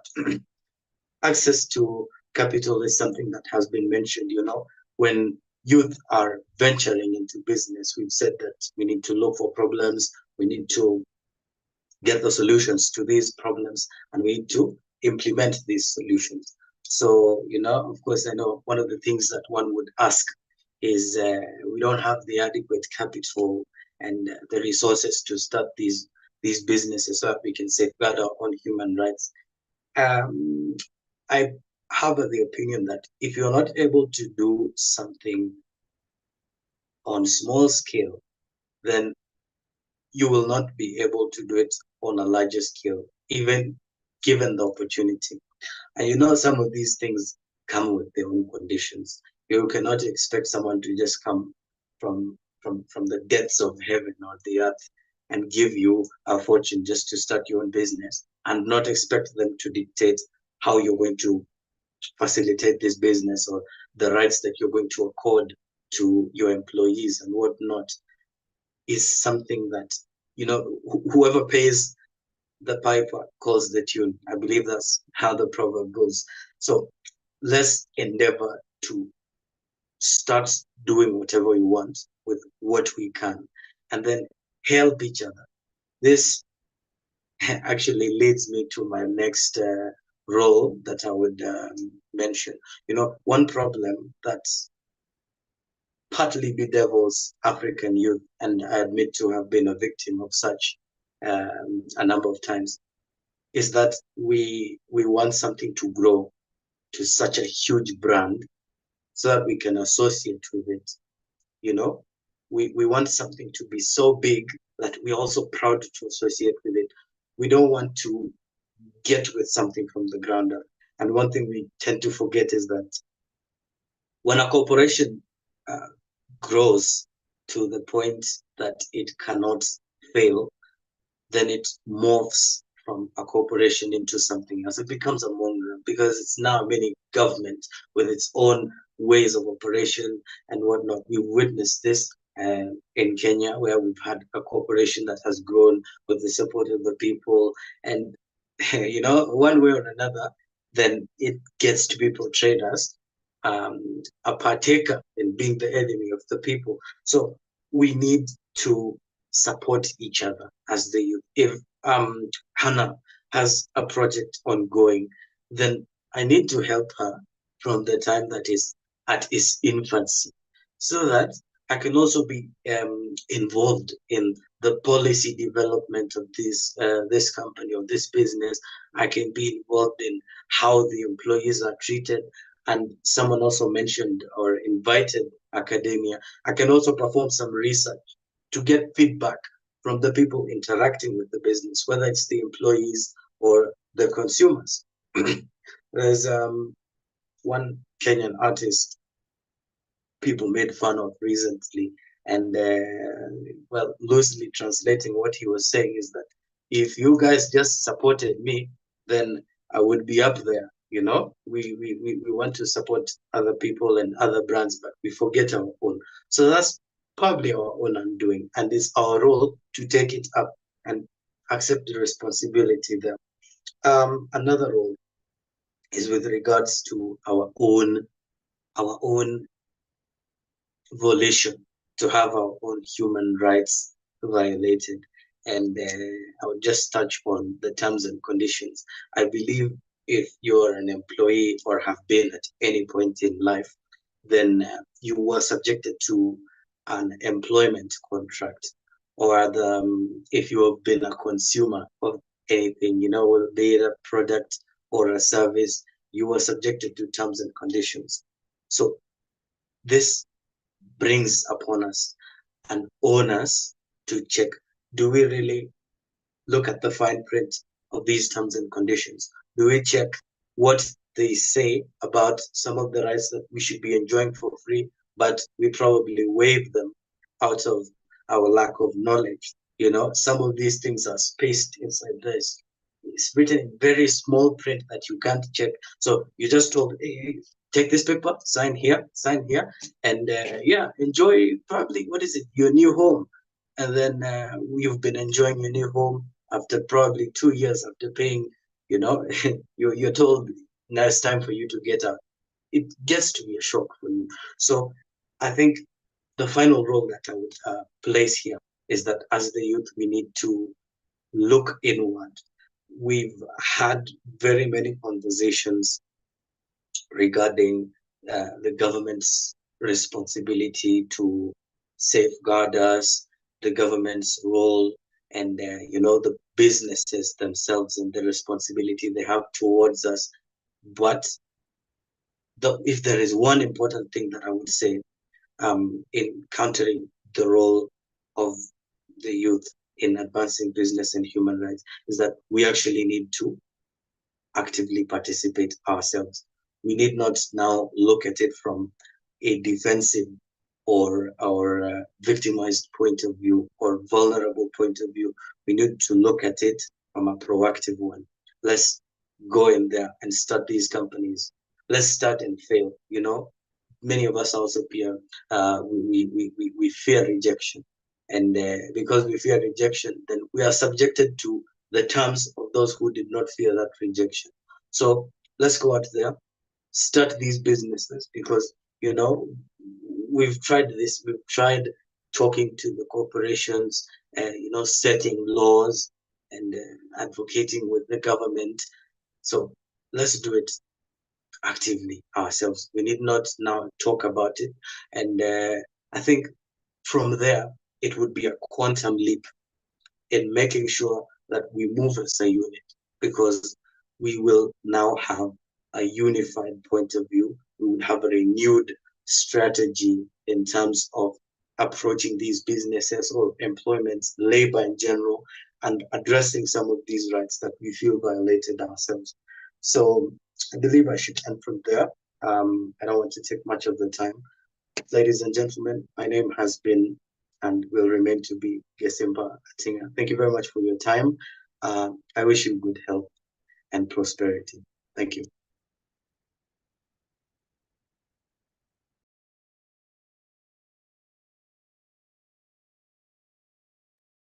Thank you very much, Mr. Joseph. That was very insightful.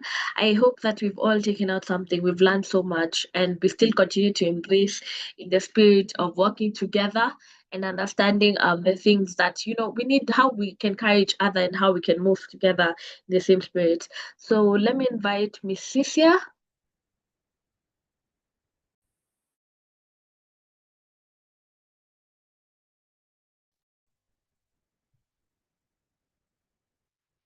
Can you hear me?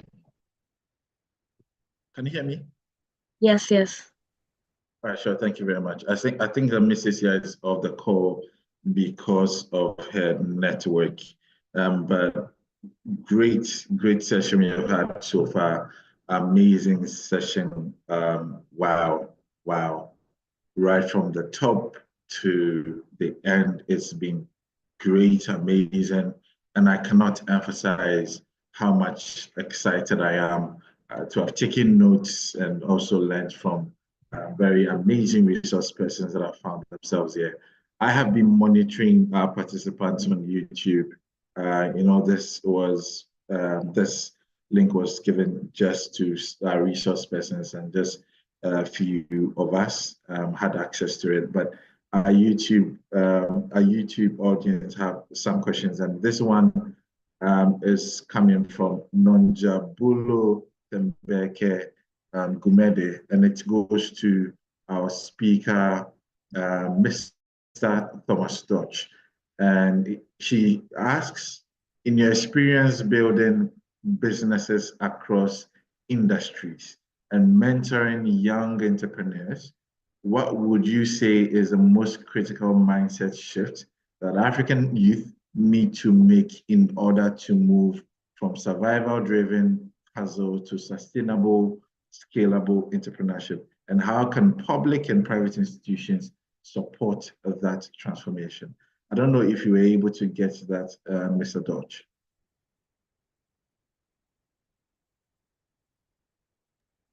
Yes, I was. And my apologies, I'm moving around. I know I didn't mention I have 8 children, so we're getting them together. One of them is graduating high school, so I'm moving around. But I did respond in the chat. And I think one of the mind shifts that our youth need to have is thinking about group entrepreneurship and group economics. We know that there are a lot of economic challenges and constraints across many areas, not just Africa. It's here in America and Europe and everywhere else. But we oftentimes think of entrepreneurship as a solo endeavor, sole proprietorship. And we need to think more about group economics. How can we work together to sustain and build something that we all need and want? So you have to come together with your friends, your colleagues, and the people you come in contact on the regular to see how to build something. And I know this is probably not a popular comment as an entrepreneur, but everybody is not an entrepreneur. Everybody's not meant to be an entrepreneur. But one thing as an entrepreneur I know and live by is that I never want to be in these rooms and be the smartest person in the room. I never want to be the one that's above everybody when I'm entering conversations. So look around at those people who may not aspire to have their own entity and figure out a way to bring them on board with what you're building and what you're doing. You're not gonna, as an entrepreneur, I'm never gonna be able to have 8 arms and legs and solve every problem. I went to school and focused on marketing more than everything, but you need somebody who's very versed in technology, who's very versed in PR, who's very versed in systems and other areas. So make sure you build that team of individuals who have the knowledge in other areas that you may not have. And I think the second part is how you can work with private and public institutions. A big part of that is understanding as an entrepreneur or an aspiring entrepreneur what their standards are, what they need from you. The biggest thing in entrepreneurship for me is selling yourself. You have to sell your product, service, and convince these institutions that you're needed in that space that you're trying to fill. A lot of private and public institutions already have a criteria or a goal that they have in mind as what they're looking for to invest in or to engage with an entrepreneur or an entity.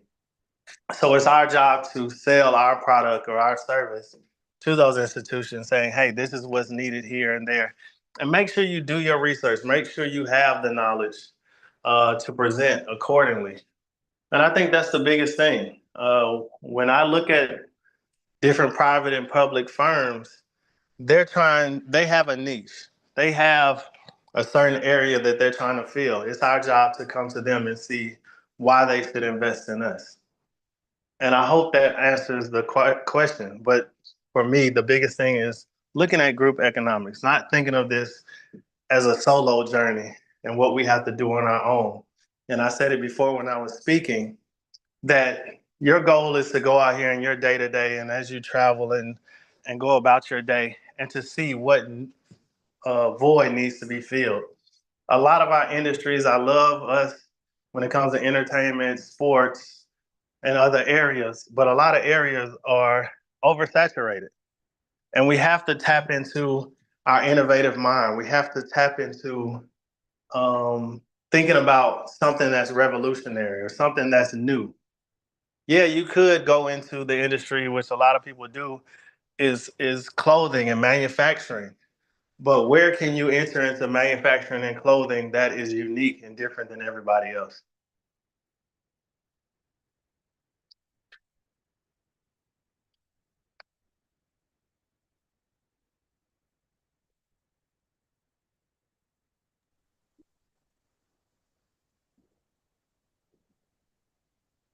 Are you still speaking, Mr. Dodge?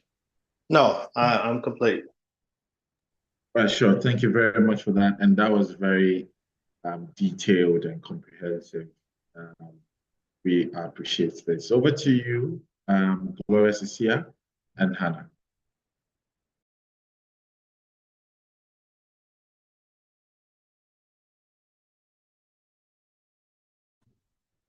Greetings.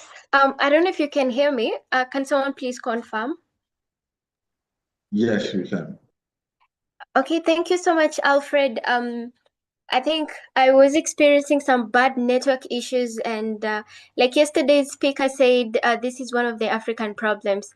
So I don't know if okay. So allow me to open the session for Q&A, question and answer.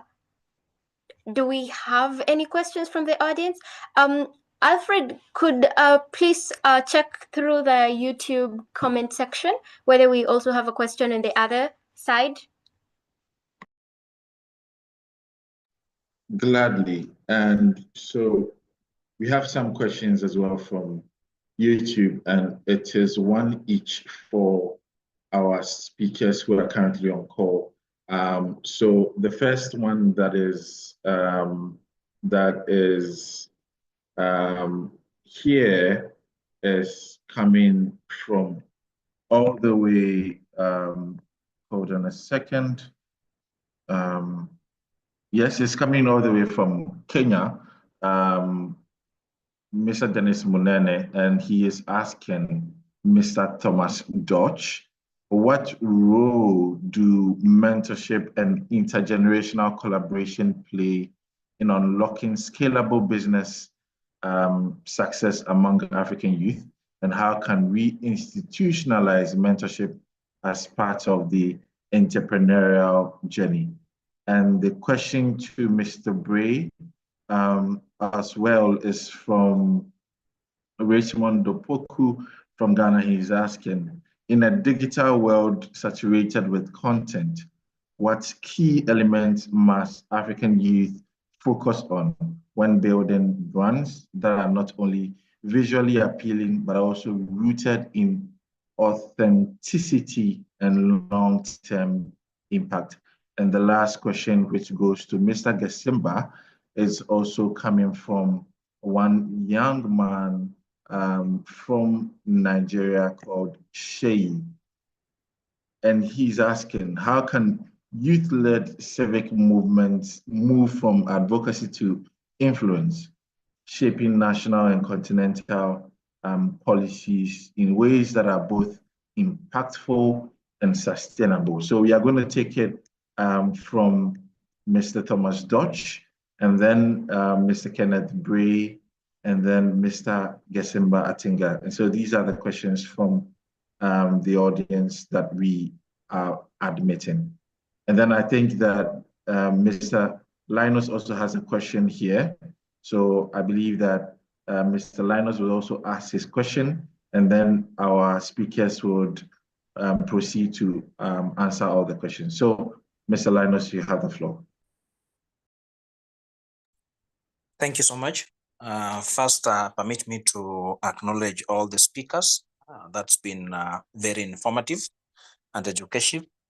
My question is just one that can be picked up by any speaker, any of the panelists.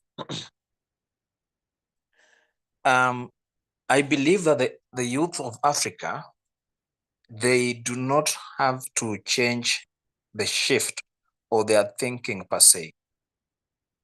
The major problem from where I sit is that opportunities are abound, the youth are informed, they have the know-how, they have the energy, as Thomas put it.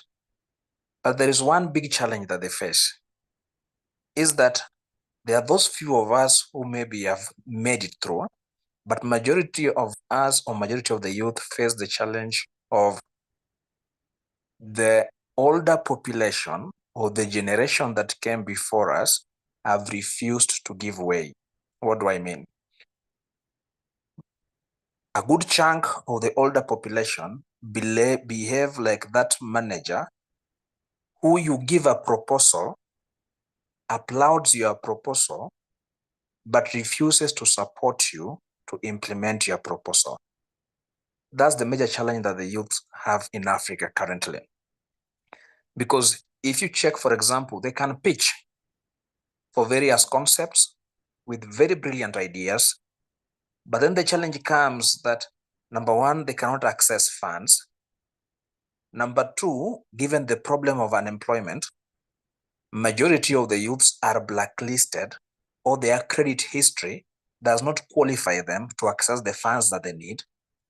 And then the older generation has also refused to budge. They've refused to give way for the youth to take that space. So this is the major challenge that I find. And I'm just wondering how best can we help each other with pieces of advice so that we go through it, so that we can break even. Because they can pitch with very many brilliant ideas, but that challenge, if it remains unresolved, then the youth will not break even. Thank you so much. I hope my question is clear. Very much clear. So I think that we would start with Mr. Thomas Toch. Okay, so I want to jump in, and that's a very valid point. I'll go back to that first question in a minute because I need you to state that question again first. But the one that you just mentioned, and I can say that this is prevalent everywhere. And I have to take, for example, one of the organizations I'm a part of, which is the 100 Black Men of America, one of the greatest mentorship organizations for our minority group in the nation, and it's abroad. It's actually in several countries outside of America now. And we talk about that disconnect between our younger generations and our older generations. This has been a conversation, and they coined the term "bridge the gap."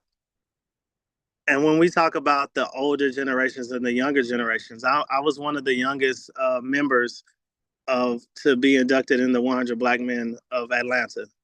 And we always had that disconnect between the older generations and the younger generations. And it's an issue. A lot of the older generations don't want to give up the reins, and a lot of the younger generations want to break down those doors. And I would say at times there's been a point of arrogance for the younger generations, including myself, that want to just take over and think that we know what it takes to run these different businesses and organizations. And you have to start with bridging the gap.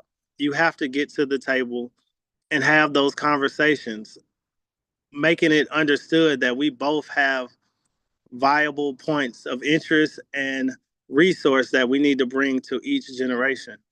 So it can't be, hey, we want to replace the older generations, and it can't be that point of gatekeeping with the older generations. We have to get to the table. And this is an issue that persists today. We have to continue these conversations, get to the table, and see how we can work with each other. That's the only way that this economy is going to grow, and it's the only way that this economy is going to work. So I understand that point that a lot of us younger generations have, but we can't think that we can just oust the older generations and come in and make things work. We both have valuable points. So it starts with those conversations, getting to the table and talking, because that's the only way it's going to work.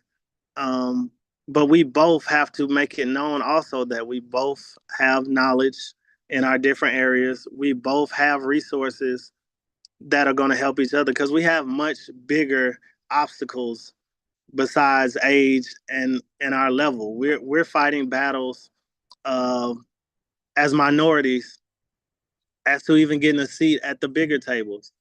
We have to understand that if we can't work together where we are, how are we going to get to the next level with global impact?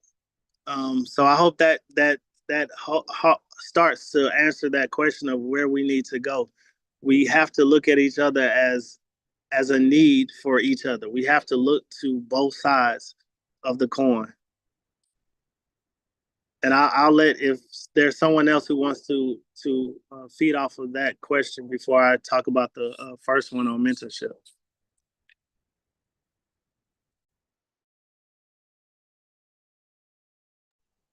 Yeah, I think you may proceed so that they. So if you could ask that first question again on mentorship. I didn't hear the whole thing.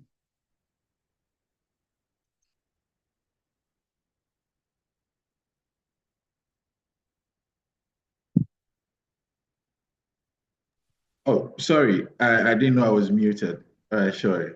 All right. So the question was, what role do mentorship and intergenerational collaboration play in unlocking scalable business success among African youth?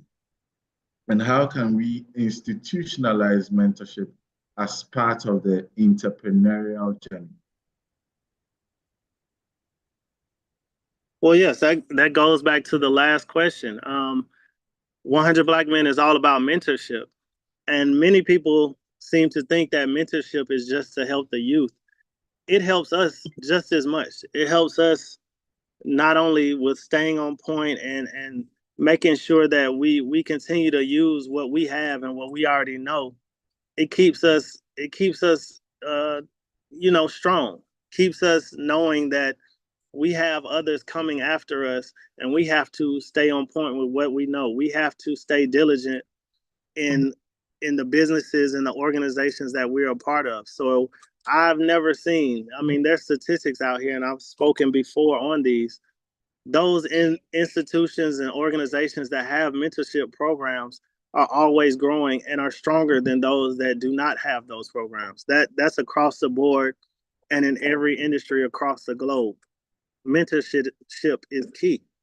And when you talk about intergenerational progress, the young learn from the old and the old young learn from the young.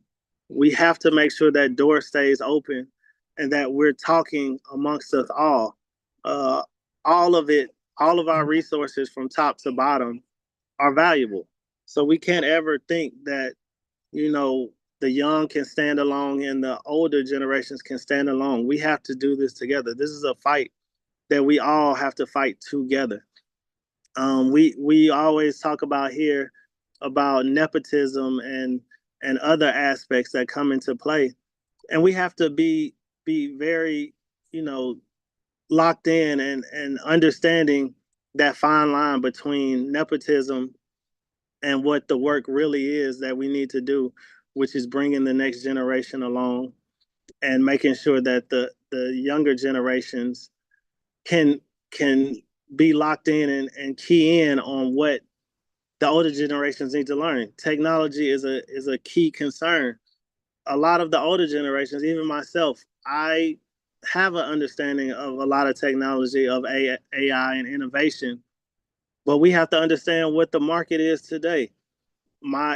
Take for instance, my 10-year-old twins. They're very big into YouTube, and they're very big into what's going on in certain areas of social media. Certain parts we don't let them get involved in. But we have to understand that's the market today. These are billion, if not trillion-dollar industries. When you talk about Disney, when you talk about Microsoft, when you talk about Google, these are areas that can only enhance our organizations that have been around for so long, if we don't learn what's going on in tech and AI, we're a dying industry. We're dinosaurs at that point if we don't really tap in with our younger generations and what's driving the markets that we see today. So it's very key that intergenerational programming and understanding is at the forefront of what we're doing in business and industry.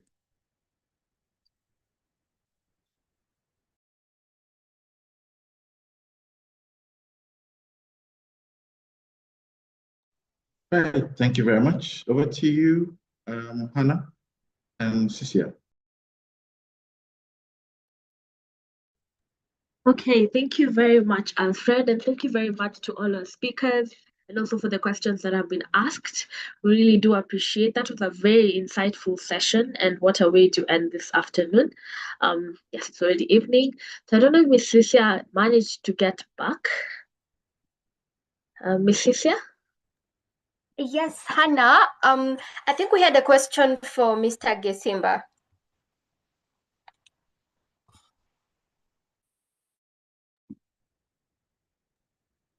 Okay, Alfred.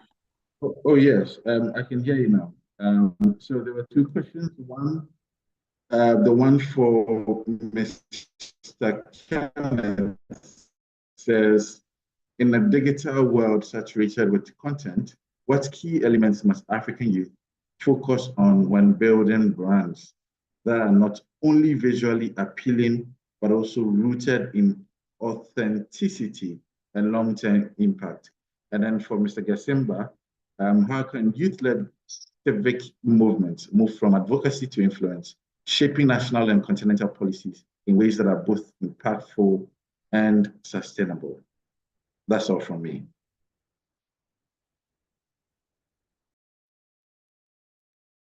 Over to you, Gesimba.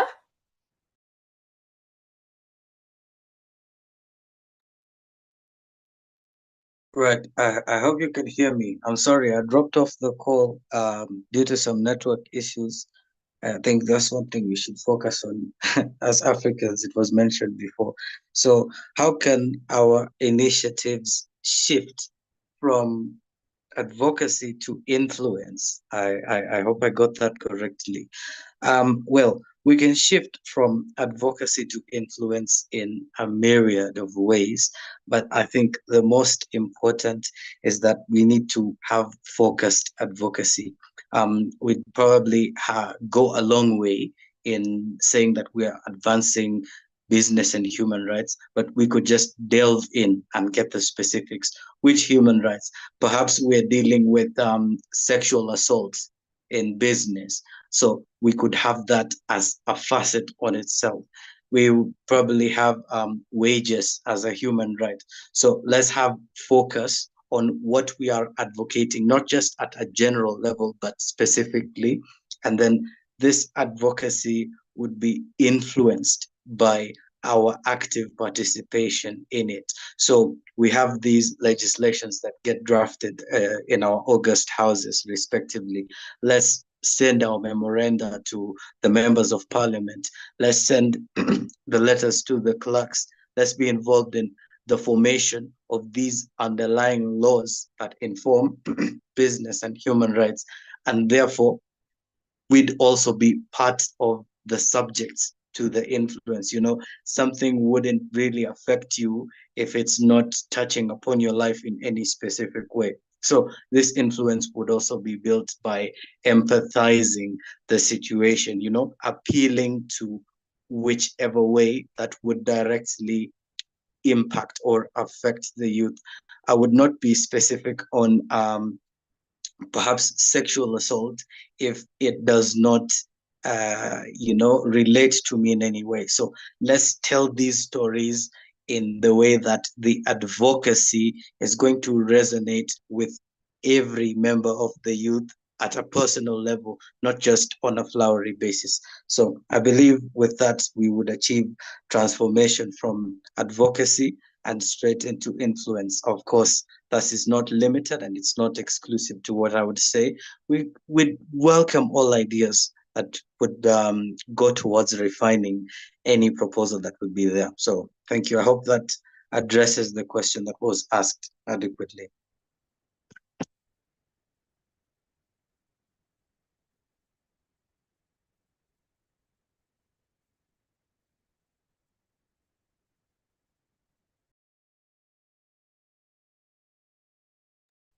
Right. Thank you very much. Over to you, Mr. Bray, Mr. Kenneth Bray, if you could.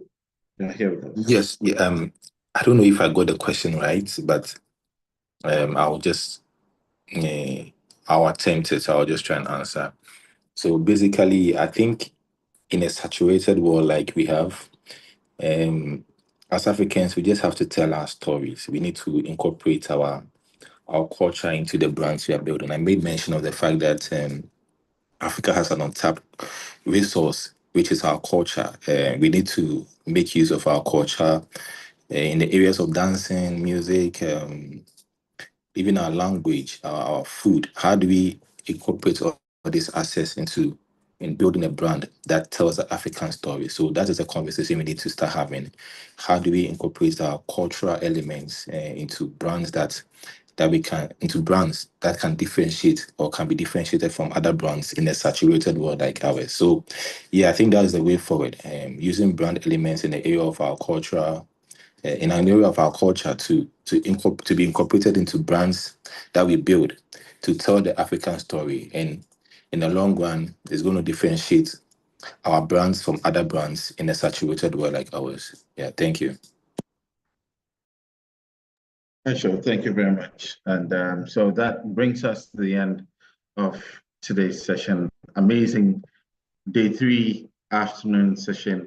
It's been 3 days of pulsating and quite engaging conversations here at the African Youth Empowerment Summit, originally held at Kenya. So almost everything is Kenyan. And this is in support as well of the Kibera Transformation Project, one that seeks to transform the largest slum in Africa. It's been 3 days of quite engaging conversation. We've had conversations around governance, around policy, around technology, around sustainable institutions.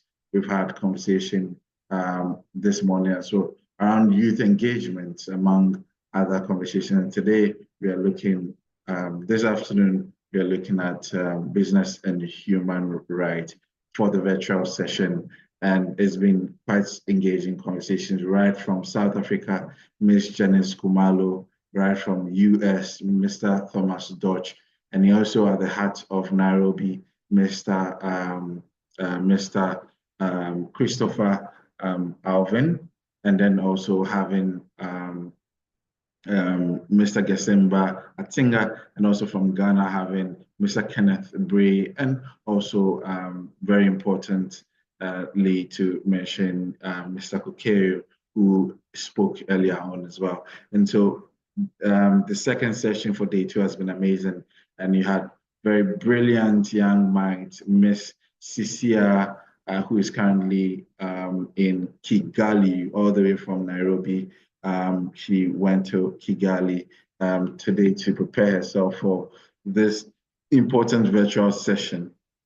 And we also have Miss Iziokari Hannah, who yesterday also spoke on very important conversation around the role of the youth in building sustainable communities in light of the main project, which is the Kibera Transformation Project, amazing project that we are embarking on with our ambassador, Octopizzo, who grew up from the slums of Nairobi, Kibera, and today is a global phenomenon. So how do we also come together as a group to galvanize resources, galvanize whatsoever we can, movement to drive the change that we want to see in Africa? And so far, so good. We're having these very important conversations. So once again, I would like to say a very big thanks to each and every one of you who joined here, and also to our audience on YouTube. Thank you so much for sending in your questions and for being engaging as always. And we are going to be bringing the third session for tonight, which is going to be the last session for tonight. So in-person sessions, now virtual session. That is going to be the last virtual session we are going to have today, and it's going to be on. It's going to be on very amazing conversations we are going to be having on mental health, social protection, and the rights of women and children. And we are going to be having Ms. Anita Soina, a renowned Kenyan climate activist and young politician. We are going to be having Ms. Petreda Paul as well, who's also part of the African Union. We are going to be having Ms. Eunice Ante, a public health researcher and co-founder of the Feminist Health, CIC. We are going to be having Ms. Juanita Jainfi, the communications and brand aspect and co-founder of Mind Mendes Alliance, and the Queen, Nihad Titiaka Ibrahim Oasis, the founder of Eco Green Oasis Legacy, and the winner of the Ghana's Most Beautiful 2024. And all the way from Uganda, we are being joined by Miss Mary Joyce Takali, a woman and children rights advocate. It's a pleasure having you all on this call, and this is how we draw the curtains for the second session, the afternoon session for the day 3 of our session, and it's going to be amazing. Please, those of you who have the link, just tune in again for the evening session, and we are going to carry the conversation from there. And Mr. Thomas Dodge, all the way from US, is working on sustainable projects as well in Africa. And we are going to be having, after the summit, we are going to be having conversations around how we can sustain the Kibera Transformation Project. And he has already engaged me backstage on how they are already working on some of these programs across the continent. And so once again, thank you all very much for joining. And yes, Mr. Thomas, thank you very much for making time out of your busy schedule. I know it's 7 a.m. in Atlanta, Georgia, but you had to make time for us here. We don't take it for granted at all. So thank you very, very much. And so that's how we draw the curtains. Thank you very much, and do have a blessed day. We have an hour and 40 minutes to the last and closing session for the African Youth Empowerment Summit. Thank you.